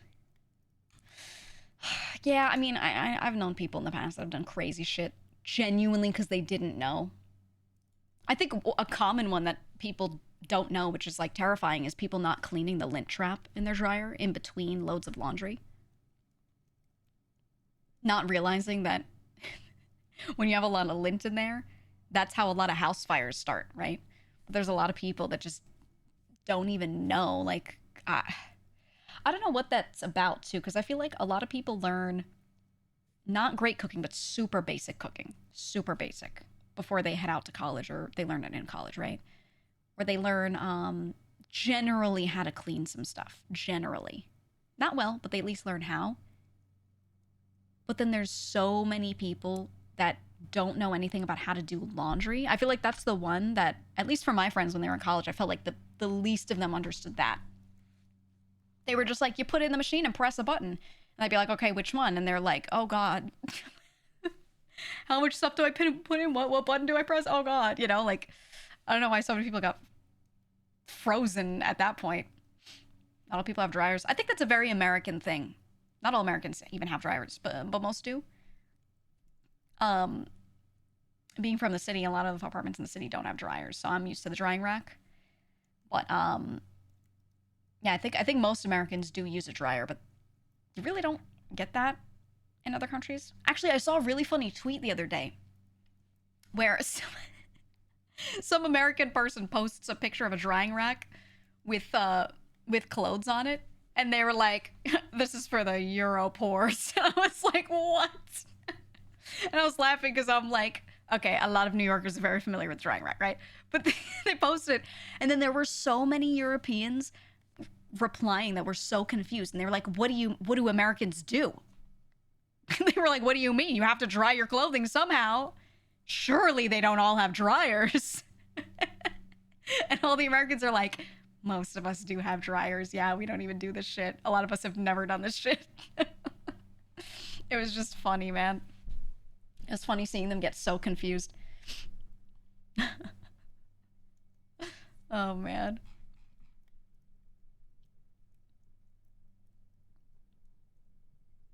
Oh, he had an overmate who would fill the washing machine so full.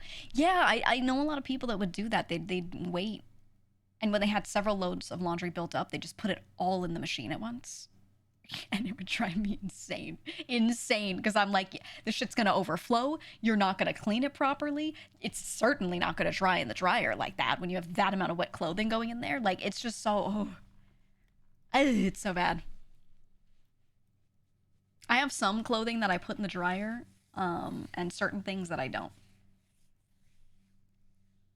I find I actually like using the dryer for like bed sheets and stuff because it helps get cat hair off of things.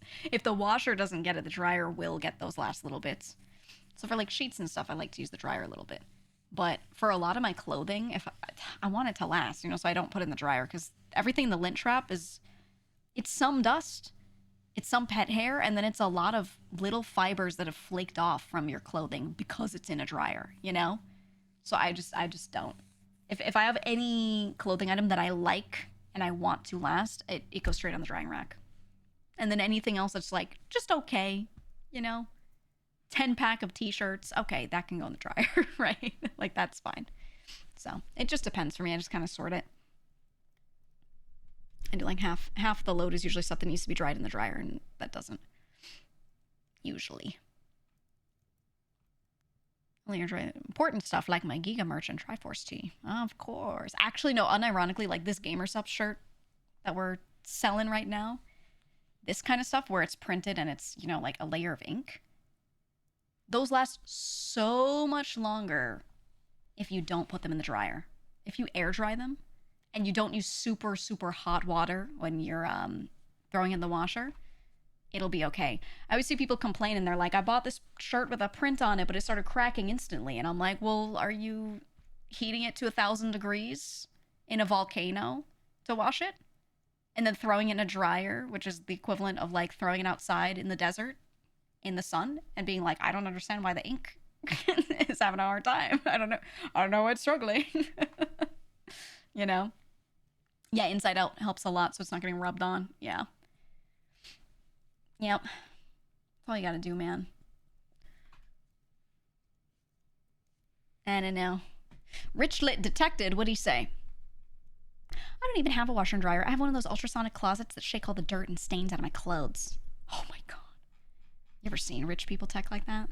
You ever go on a deep dive and look at things that are only made for people that can spend 10K on things? They've got so much cool shit. Rich Lit Detected. They've got so much cool shit, man. So much of it I would like never actually use.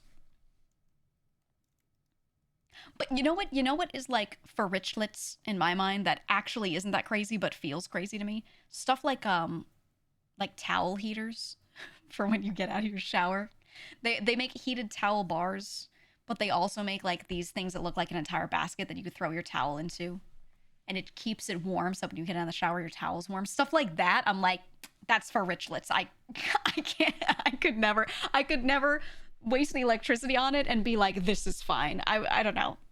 I'm sure it's nice. It just feels crazy to me. Baseboard under the towel does the trick. Oh yeah. I've many times in my life had radiators for heat. Very common in the city, in older buildings especially, to just have radiators. I loved them in the winter. Loved them. Okay, because if you had them turned to a certain amount, so they're not gonna cook your towels, you could put your towels on the radiator. Okay, just leave it on the radiator, and that was your towel warmer. Oh my god, so good. I would warm food on them. If I had something sweet like a cinnamon bun, right? Something like that, and I'd be like, "Oh, I just want a little warm when I eat it, just a little warm." I just put the plate on the damn radiator and I just like wait a little bit. So good, man. So good. Is that not a normal thing in the US? Radiators? Most homes have moved past radiators and use forced hot air now. A lot of when the baby boom happened. So in the US, here's the thing to note.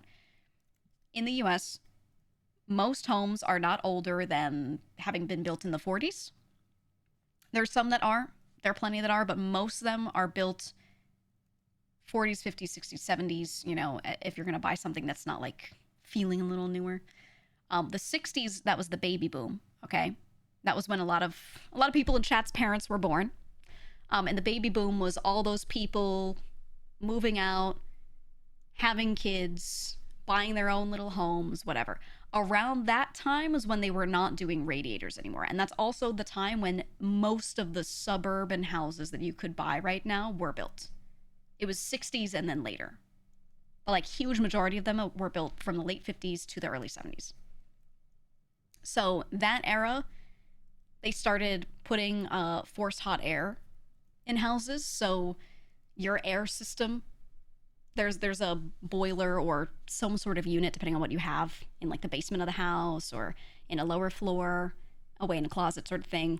And it just has air passing through it, and it heats that air and then blows it out through these vents that you have in your ceiling or on your wall or whatever. And that's how most American homes are going to be heated. This is a conversation for the Euroids and non-Americans. Americans, you probably already know this. But yeah, that's how it was. And then in like the 90s and beyond, you started seeing central air, which was now a system that did heating and cooling in both, in the same set of ducts, and those became really popular. It did exist before that, kind of, but it wasn't really like common.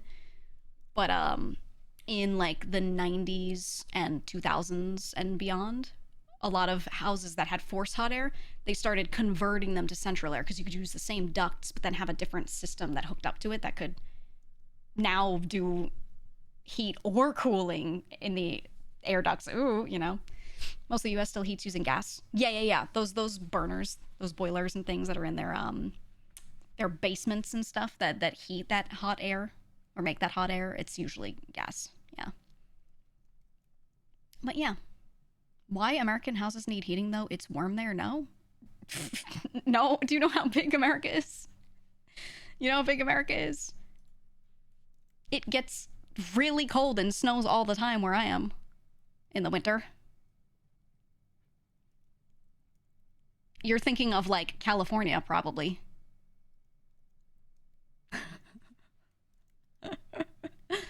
Alaska and Hawaii are both America. Yeah, so is Florida and Maine. You know, Washington State and SoCal. Northeast is no joke. Northeast gets all of it. And the Northeast has like a full 4 seasons. It gets hot, humid summer, dry, cold winter, snow all over, hurricanes. You know, you experience all of it.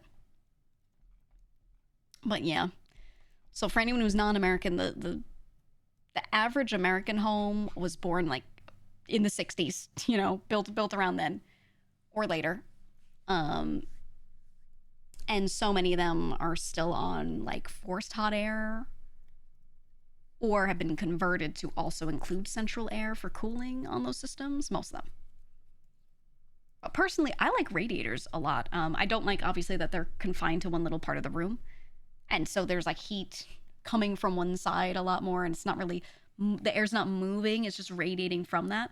But I like that they don't dry you out, because I find that anytime I've lived somewhere that has forced hot air, I find that it's just dry hot air. The dryness is really terrible, and if I'm not running humidifiers at the same time, I get so dried out that I will wake up feeling like I'm sick.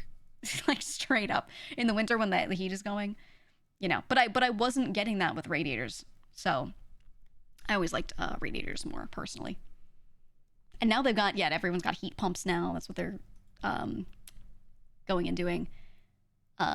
Or there's like radiating floor kind of stuff, right? Where you can like put radiant heat under your flooring, which is also kind of like a rich lit thing in my mind. But I don't know. Maybe in some cheaper suburbs where the houses are like huge and beautiful but don't cost anything because it's in the middle of nowhere. Maybe they've got radiant heat there, but I don't know. I feel like that's for the rich lits for sure. Heat pump and radiators goals, I guess. Bathroom radiant heat is rules. Dude, I would kill to have a heated floor in my bathroom. Oh my god. It sounds so nice. The rich lits are transitioning to heat pumps here too, while gas prices are surging for the rentoids. We have to keep rich lits and rentoids forever, guys. We have to keep it.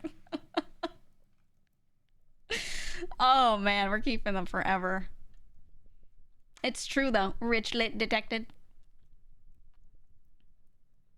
Radiator heating can cause condensation issues. Yeah, but like everything has its issues. You gotta just decide which one you want to deal with. Right? You gotta decide, because they're all gonna have issues, man. Everything that isn't... I mean, actually, no. Literally every type of home will have its issues. Literally everything.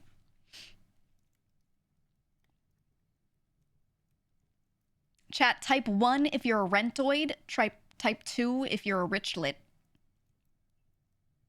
3 if you're a homeowner but not a rich lit. I'm still gonna call you a rich lit though. Okay, there's a lot of 3s. Damn, that's a lot of you. A lot of rentoids. 2, I'm a landlord for my job. Whoa! Kill that guy! Kill that guy! Do you do, like an old family property sort of thing? Are you one of those guys who bought up a billion houses and then made Airbnbs? Because if so, I'm sorry, you're getting tarred and feathered. We're gonna stone you.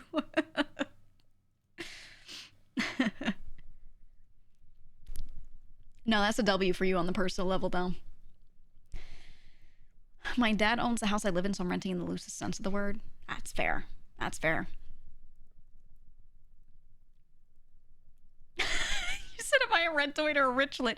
Yeah, Blazing, you have a mortgage with a 2.4% rate. I'm still astounded. 2.4%.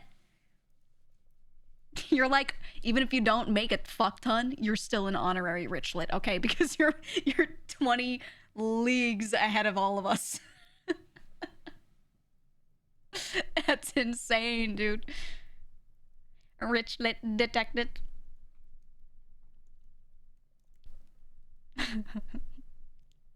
He's a state-sponsored rich lit.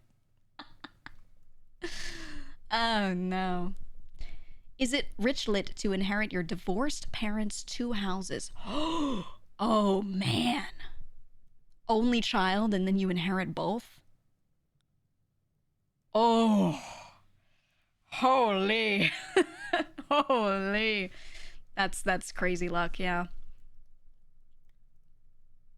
If you were a good kid, earned. If you were a good kid, earned. I mean, here's the thing. The hope is, I'm assuming most of you, your parents are boomers, maybe some Gen X. The hope is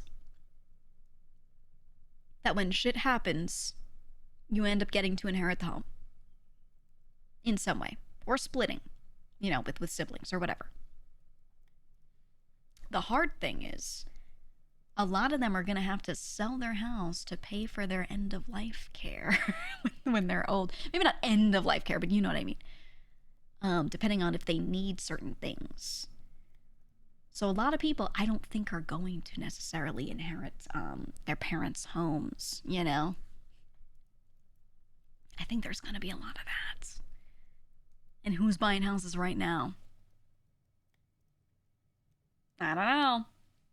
I think the market's bad though right now. I think right now it didn't it flip that they're like there's like a huge percentage of sellers compared to buyers right now. Like an insane number. Not that I'm surprised, but you know. I think this year in particular was extra bad for sure. I have 8 siblings, so I don't think I'm getting the house. I have a big family, and I have a lot of people in my family who have a lot of siblings, and yeah, I've witnessed it. I've witnessed some people peacefully splitting up things into, you know, yeah, like 8 parts, 10 parts, that sort of thing. I've also witnessed like 8 families coming out of the woodwork when someone dies and being like, "Remember me who didn't call for 50 years?" You know, and then being like, "Money, please." I've seen it all at this point, man. It's crazy.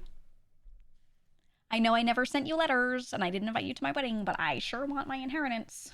Thank you. Yep. My grandfather wrote so many people out of the will for the most part. He has a few people that can get some shit. You know? There's only like 2 that are actually written out of the will. He's got some people that you know, he lowered the amount. He's like, "You didn't really call. I don't hate you though, so you get less." And then other people where he's like, "All right, since you've been here and been doing a lot and you call and you know, you exist in front of me, you get more." He went through and he has methodically itemized everything and been like, "You get this, you get that," and just like written it all out. And he's like, "Well, it's too late. I've already written it. So if anybody tries to call now and is like, 'I love you, Dad,' or something, you know, he's just gonna be like, 'That's cool. Anyway, it's already written.'" You know? He said it was like one of the harder things that he had to do, but had to do it, you know, just to be fair. Just to be super fair.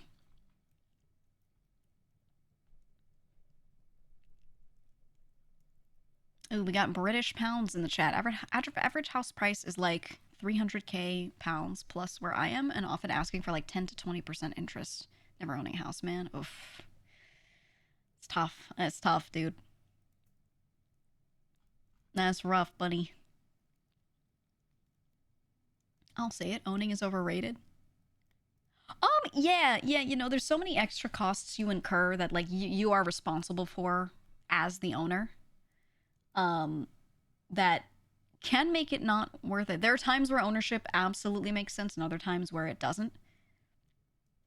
There's a sweet spot. Sometimes you are way better off renting. And I know people will be like, "Oh, but you're not building equity, you're not building wealth, blah, blah, blah." But it's not worth putting yourselves into certain situations right now to be like, "I got some equity though." Like, yeah, if you can keep up payments on your home for like 8 years, that's good. But if you can only do it for a couple years, and then you're like, "Okay, now I gotta like sell it, I gotta go back to renting because of finances," you've pretty much only lost. Like, you haven't really built up anything, you know? You've pretty much just paid closing fees and interest payments and stuff like that. You haven't really gotten anything for the most part. So renting isn't necessarily always the bad thing that it sounds like. People that own homes try to make it sound like it's the right move always. It's always better, but it's not always better. There are calculations and timelines and things where it just absolutely does not make sense, you know, for sure. So it depends on your situation, where you are, so many different things, but it can, you know, it can be a better option sometimes. This is what Rich Litz will say to keep us rentoids down. Do not listen. So true. So true. So true.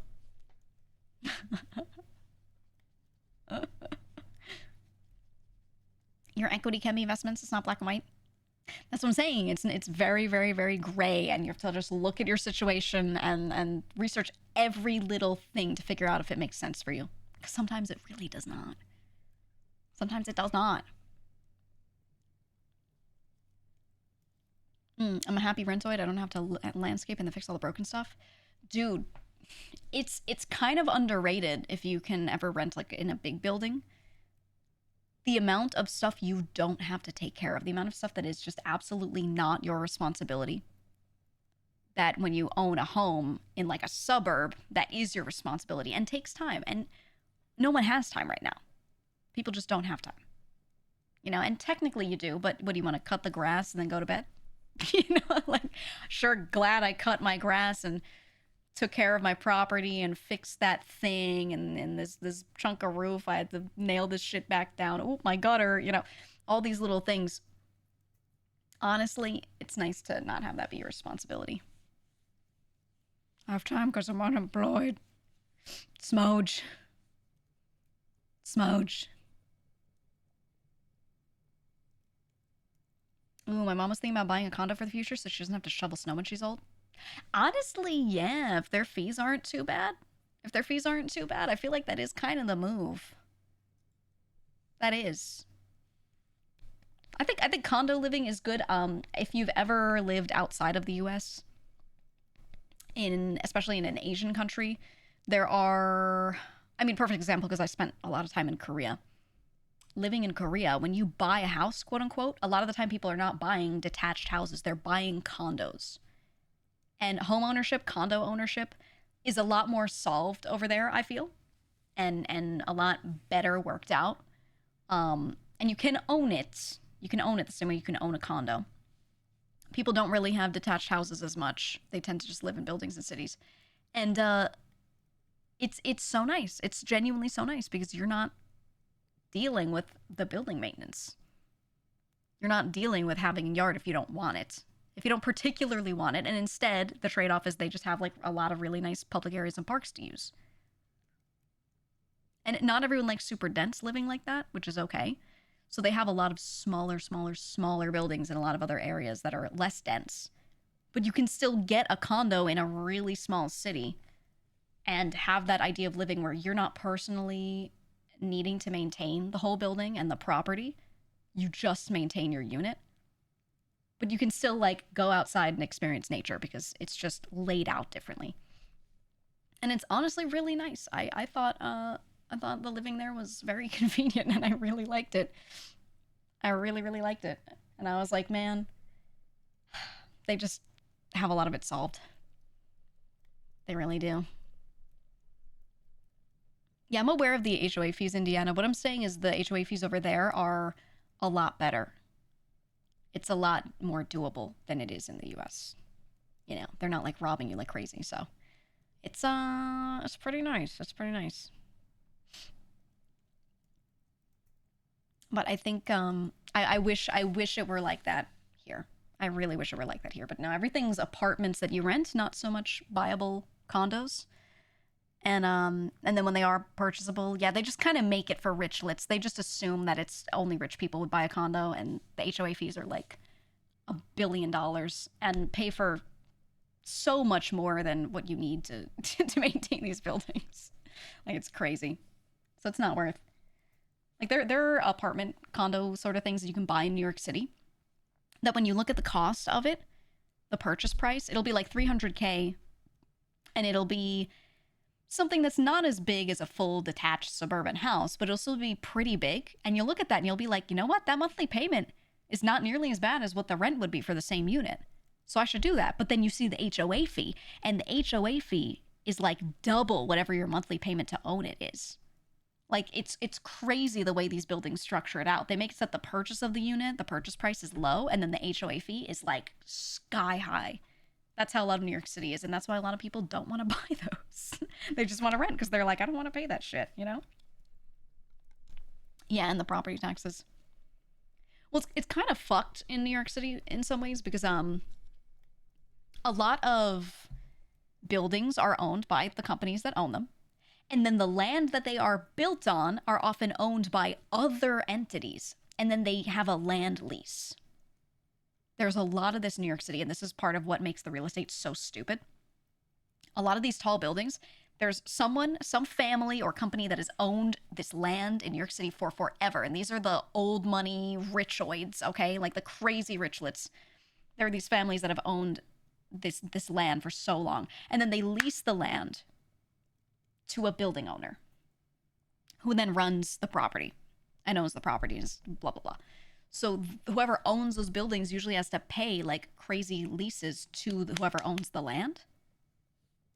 And it's like, it just drives up the price. So sometimes the people that own the buildings kind of like have to charge crazy amounts. I do think they obviously make it a lot higher than they need to on their own too, but their baseline is also higher because of the land lease. Like that much is also true.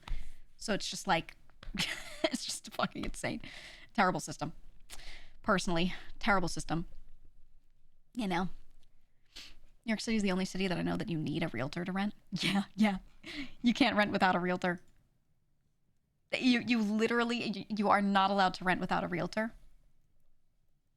And a lot of that was initially created because when people would go and try to rent without a realtor, they would get taken advantage of by landlords, and they would sign these really bad agreements and stuff. So the initial intent of it was good, but now it has turned into all the realtors like rub their hands together and make an evil face and go, let's all charge the first 2 months of rent as a realtor fee. Because if we all do it, they can't say no because they have to use a realtor. And then they just put on their evil cape and then make you pay it. Crazy. Yeah, the initial laws made sense, but what they do now is nuts. They make you pay at least 1 month's rent to them as just a fee for the realtor. Yeah, the key fee. Give me a key fee. It's crazy, man. Richlets, rentoids, and suburbanites are the new factions of the channel. Yep. The workaround is to be a realtor yourself. I had a friend, she actually did that. She became a realtor because she was like, I don't want to pay these fees. So she is a realtor, and she is a realtor for our friend group. She handles everyone's shit just to make it so that all of us that are friends don't have to go and pay the fees.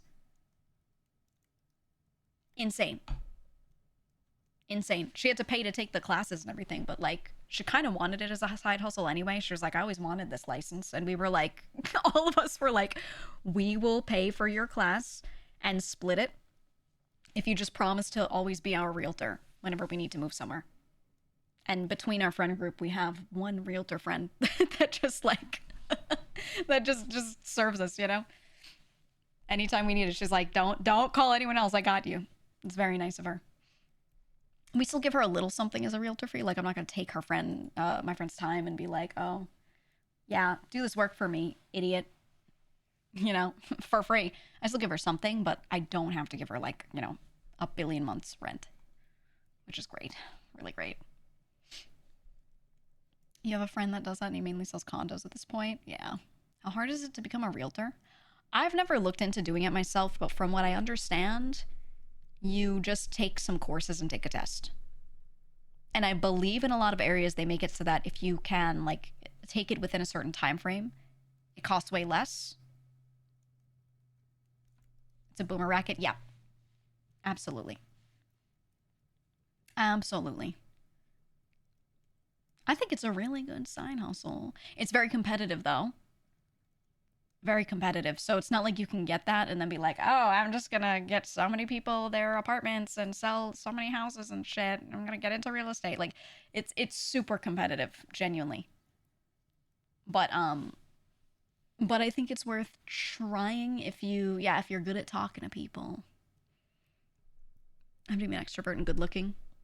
If you are mildly good looking, but you can dress well and you're a little extroverted, or if you've worked a sales job and been good at it, consider it. Now, most people are not good at sales. Most people are not good at selling people shit, genuinely. But if you're able to do that, if you've ever worked a job like that and you're able to sell people on things, you should probably try real estate and see if it works, honestly.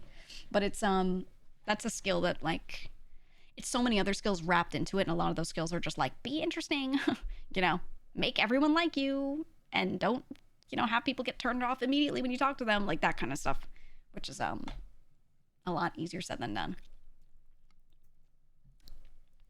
But yeah.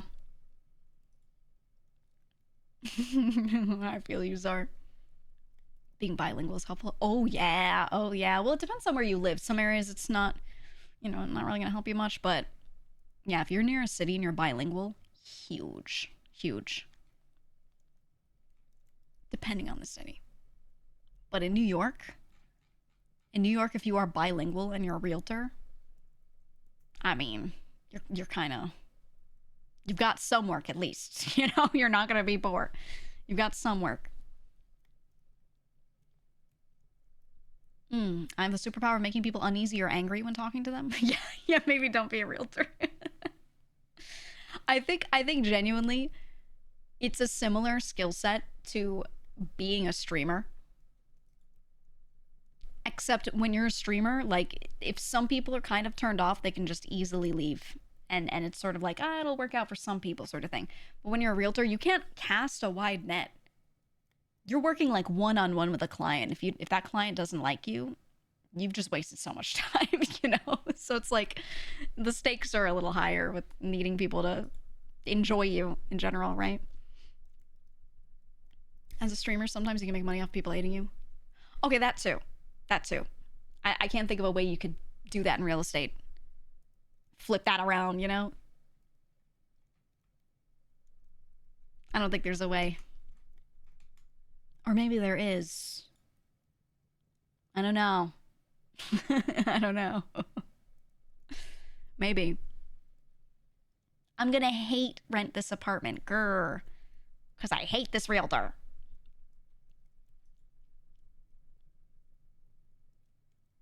I don't know, man.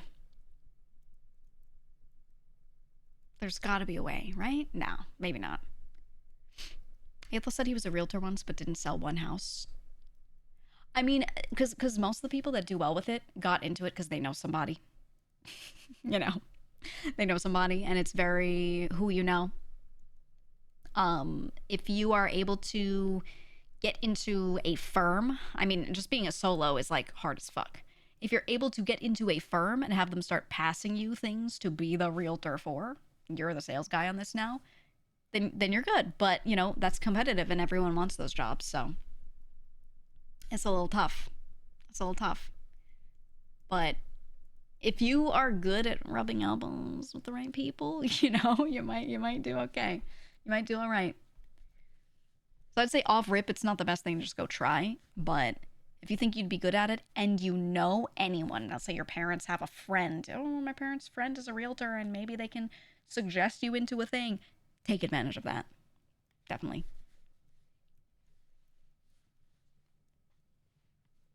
A network of rich lists to ask, have you considered selling?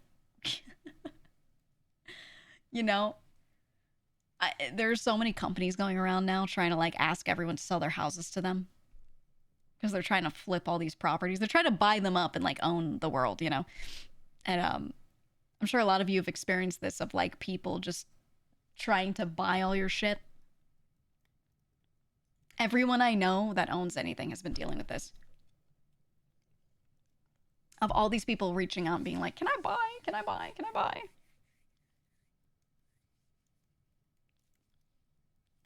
My own realtor tried to get us to sell it back multiple times. Really?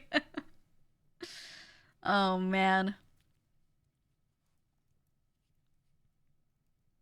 I think it's, yeah, you said you've had that for years. You don't own a house. Yeah, no, they just try to blast those messages out to everyone. Absolutely everybody. They're like, I'll pay cash for your dilapidated home. You get calls for the house your dad owns. Uh-huh. Well, I assume a good number of them are probably scams. But then there are also ones that legitimately will buy it. They won't offer you a lot. But they're trying to find people that are just trying to like desperately get out of their situation. They're like needing to sell fast, so they'll try to get you in a bad sale, get something that's a good deal for them, and then flip it. And that's just their whole thing. That's literally it. They all do it. Distressed sellers. I just think that's what everything is nowadays. Literally every business, everything, they just look for people that are like distressed or in need of something, and then they're like, here's a bad deal that you really want to take because you're distressed. You know, like I think that's what like everything is right now. It's crazy. And they do it for homes. They do it for loans. Everything, man.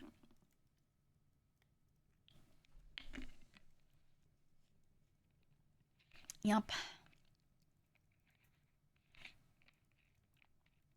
Hate this timeline. This is why I'm saying we gotta do the geegoid bunker one of these days.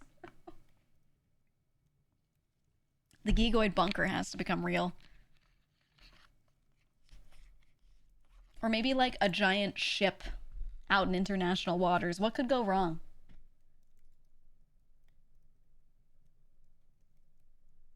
Right? What could possibly go wrong, man?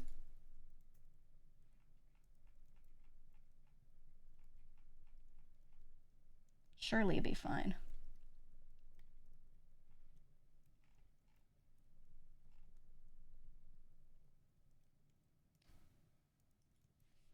Hold on, I gotta message Zen. Zen asked me if I was free on a certain day. And I was like, yes, you asked me before. And she was like, when? And I was just finding the message and replying to it and going, this one. Because she asked me the same question on the 25th. She's like, I did when? Right here, buddy. Right here. I already said yes. I already said I'm available, man.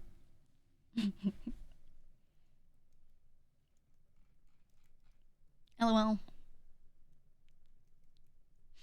Was it 2 whole days ago? My mistake. My mistake. Hold on, I need to get that. Where's that gif of the horse? The side of this horse's face.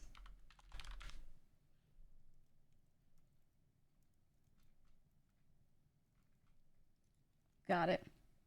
Found it. You know that picture where it's the camera against the side of the horse's face and it looks like super long and weird, right?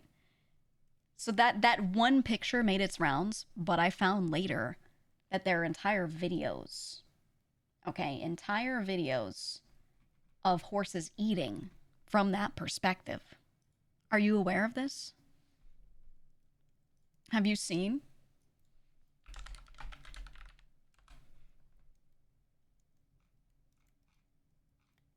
Hold on, let me see if I can find a good one. What do you even type into the search bar to find this? Where, what would I type?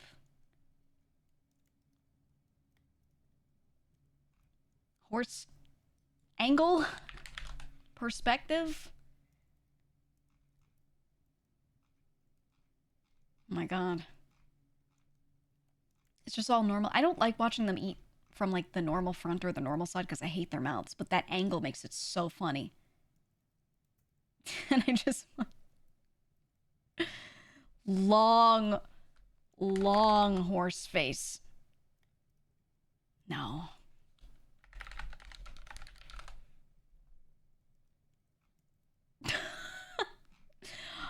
No, Googling that sent me down to some a weird fucking don't type that into YouTube. What the fuck? That's all the horse face, the horse angle meme.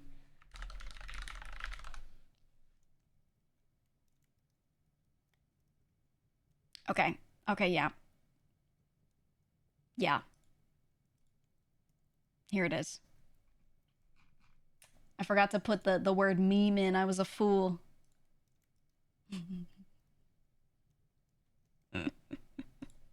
Hold on, hold on. This is the good stuff. This is the good shit. It discovers the internet. I was here before you were born. Look at this. Okay, that's the picture we all know, but look. There's more. I need videos. This is the one I need, though. I need videos, guys. I need videos. I've seen so many videos on Twitter. Why are they not on YouTube? Wait, here's another one. Here's another one. Umak. Umak. Yeah. Yeah. Yeah. Yeah. Guys, if you find more of those, send them. Put them in the Discord. I need them, okay? I need them. We need all of these collected stat. We need them all collected stat. Okay?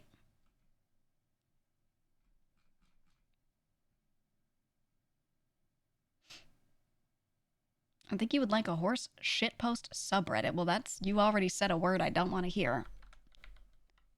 But if it's picture-based, I will give it a chance.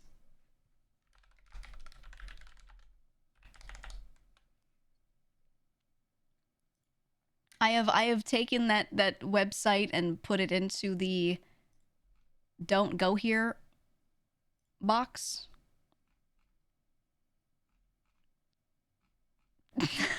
Okay, I see what you're talking about. I see what you're talking about. Not the worst subreddit, not the worst. We can keep that one. We can keep that one. Actually, you know what? The more I scroll, the more I don't like it. The problem is the idea of it is good, but then so many of the people posting there are just like unfunny.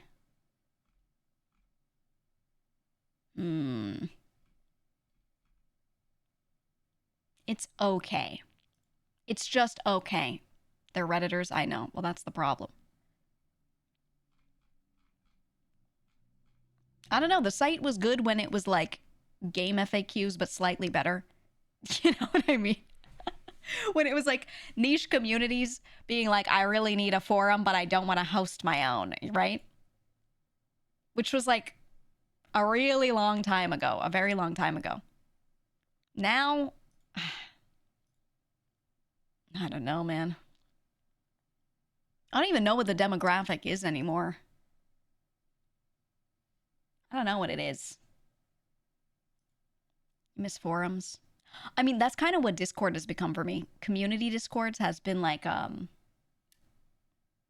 it's just the forum replacement at this point. Lonely neckbeards. As opposed to the cool, not lonely neckbeards, which are, you know, they're still around. They're still around. They just don't know how to shape. Demographic is bots and OF influencers. Yeah, well, I feel like that's the case for like all. I think this is the late game death of a website is they all end up there. And it just matters, like, are people still holding out that aren't that? Like, Twitter's got it. Twitter has tons of, like, bots and just OF promoters, which are either people or bots. It's a mix, right? But, like, there's still people on there making funny content, too. So it'll be okay for a bit, so long as those people stay. The moment those people leave, it's over. You know, it's a wasteland. Oh, man. Okay. Let's play a game. Let's play a game. I gotta finish Pragmata, man. We gotta finish Dad Space. We're on the moon. I went crazy with it. I killed the worm. There was the dune sandworm thing on the moon.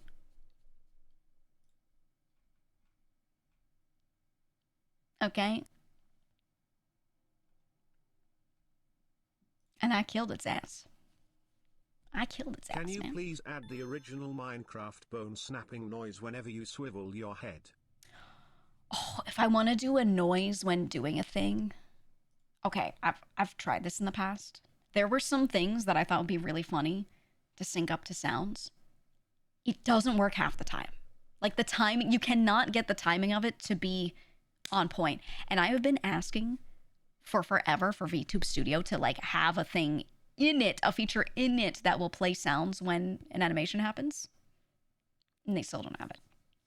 They still don't have it. I want it. I just don't think VTube Studio has any sound related anything in it. But you can, like, it can do inputs, but no outputs. But I think there's a lot of potential for that to be a plugin, and you could probably make it lazy. You could probably make a plugin that does that. If there's not already one that's just not widely used. Never knew that it wasn't possible. Not natively. But you can, like, make it function.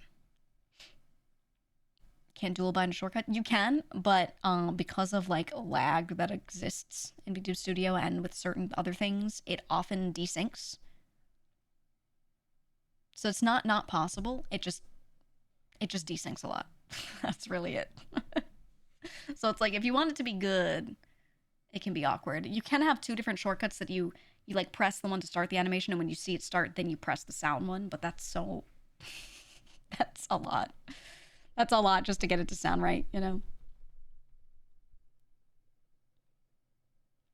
Yeah, Boris doesn't do anything if you don't pay him, so unfortunately, not gonna work. Not gonna work. He works for me, dude. Make good bits if you can get it to work. I think you can get it to work. Get it to work is never the problem. It's have it flow nicely and be able to do it midstream comfortably is always like the question, right? Okay, turn off my BGM. Okay. I really like this game. I'm gonna be sad that it's over. I kind of wanted to delay doing the finale by like a stream. Instead of doing it yesterday, doing it today is good because I just like this game. I don't want it to end, but it's gonna end. It's gonna end. I think it's got the same thing Resident Evil 9 has, where it's just short. They want to make something really good, but really short. And I feel like Capcom's been doing this. And I appreciate them sticking to that, kind of. But, like, I want their games to be a little longer. All right, hold on. I have to go refill my water really quick.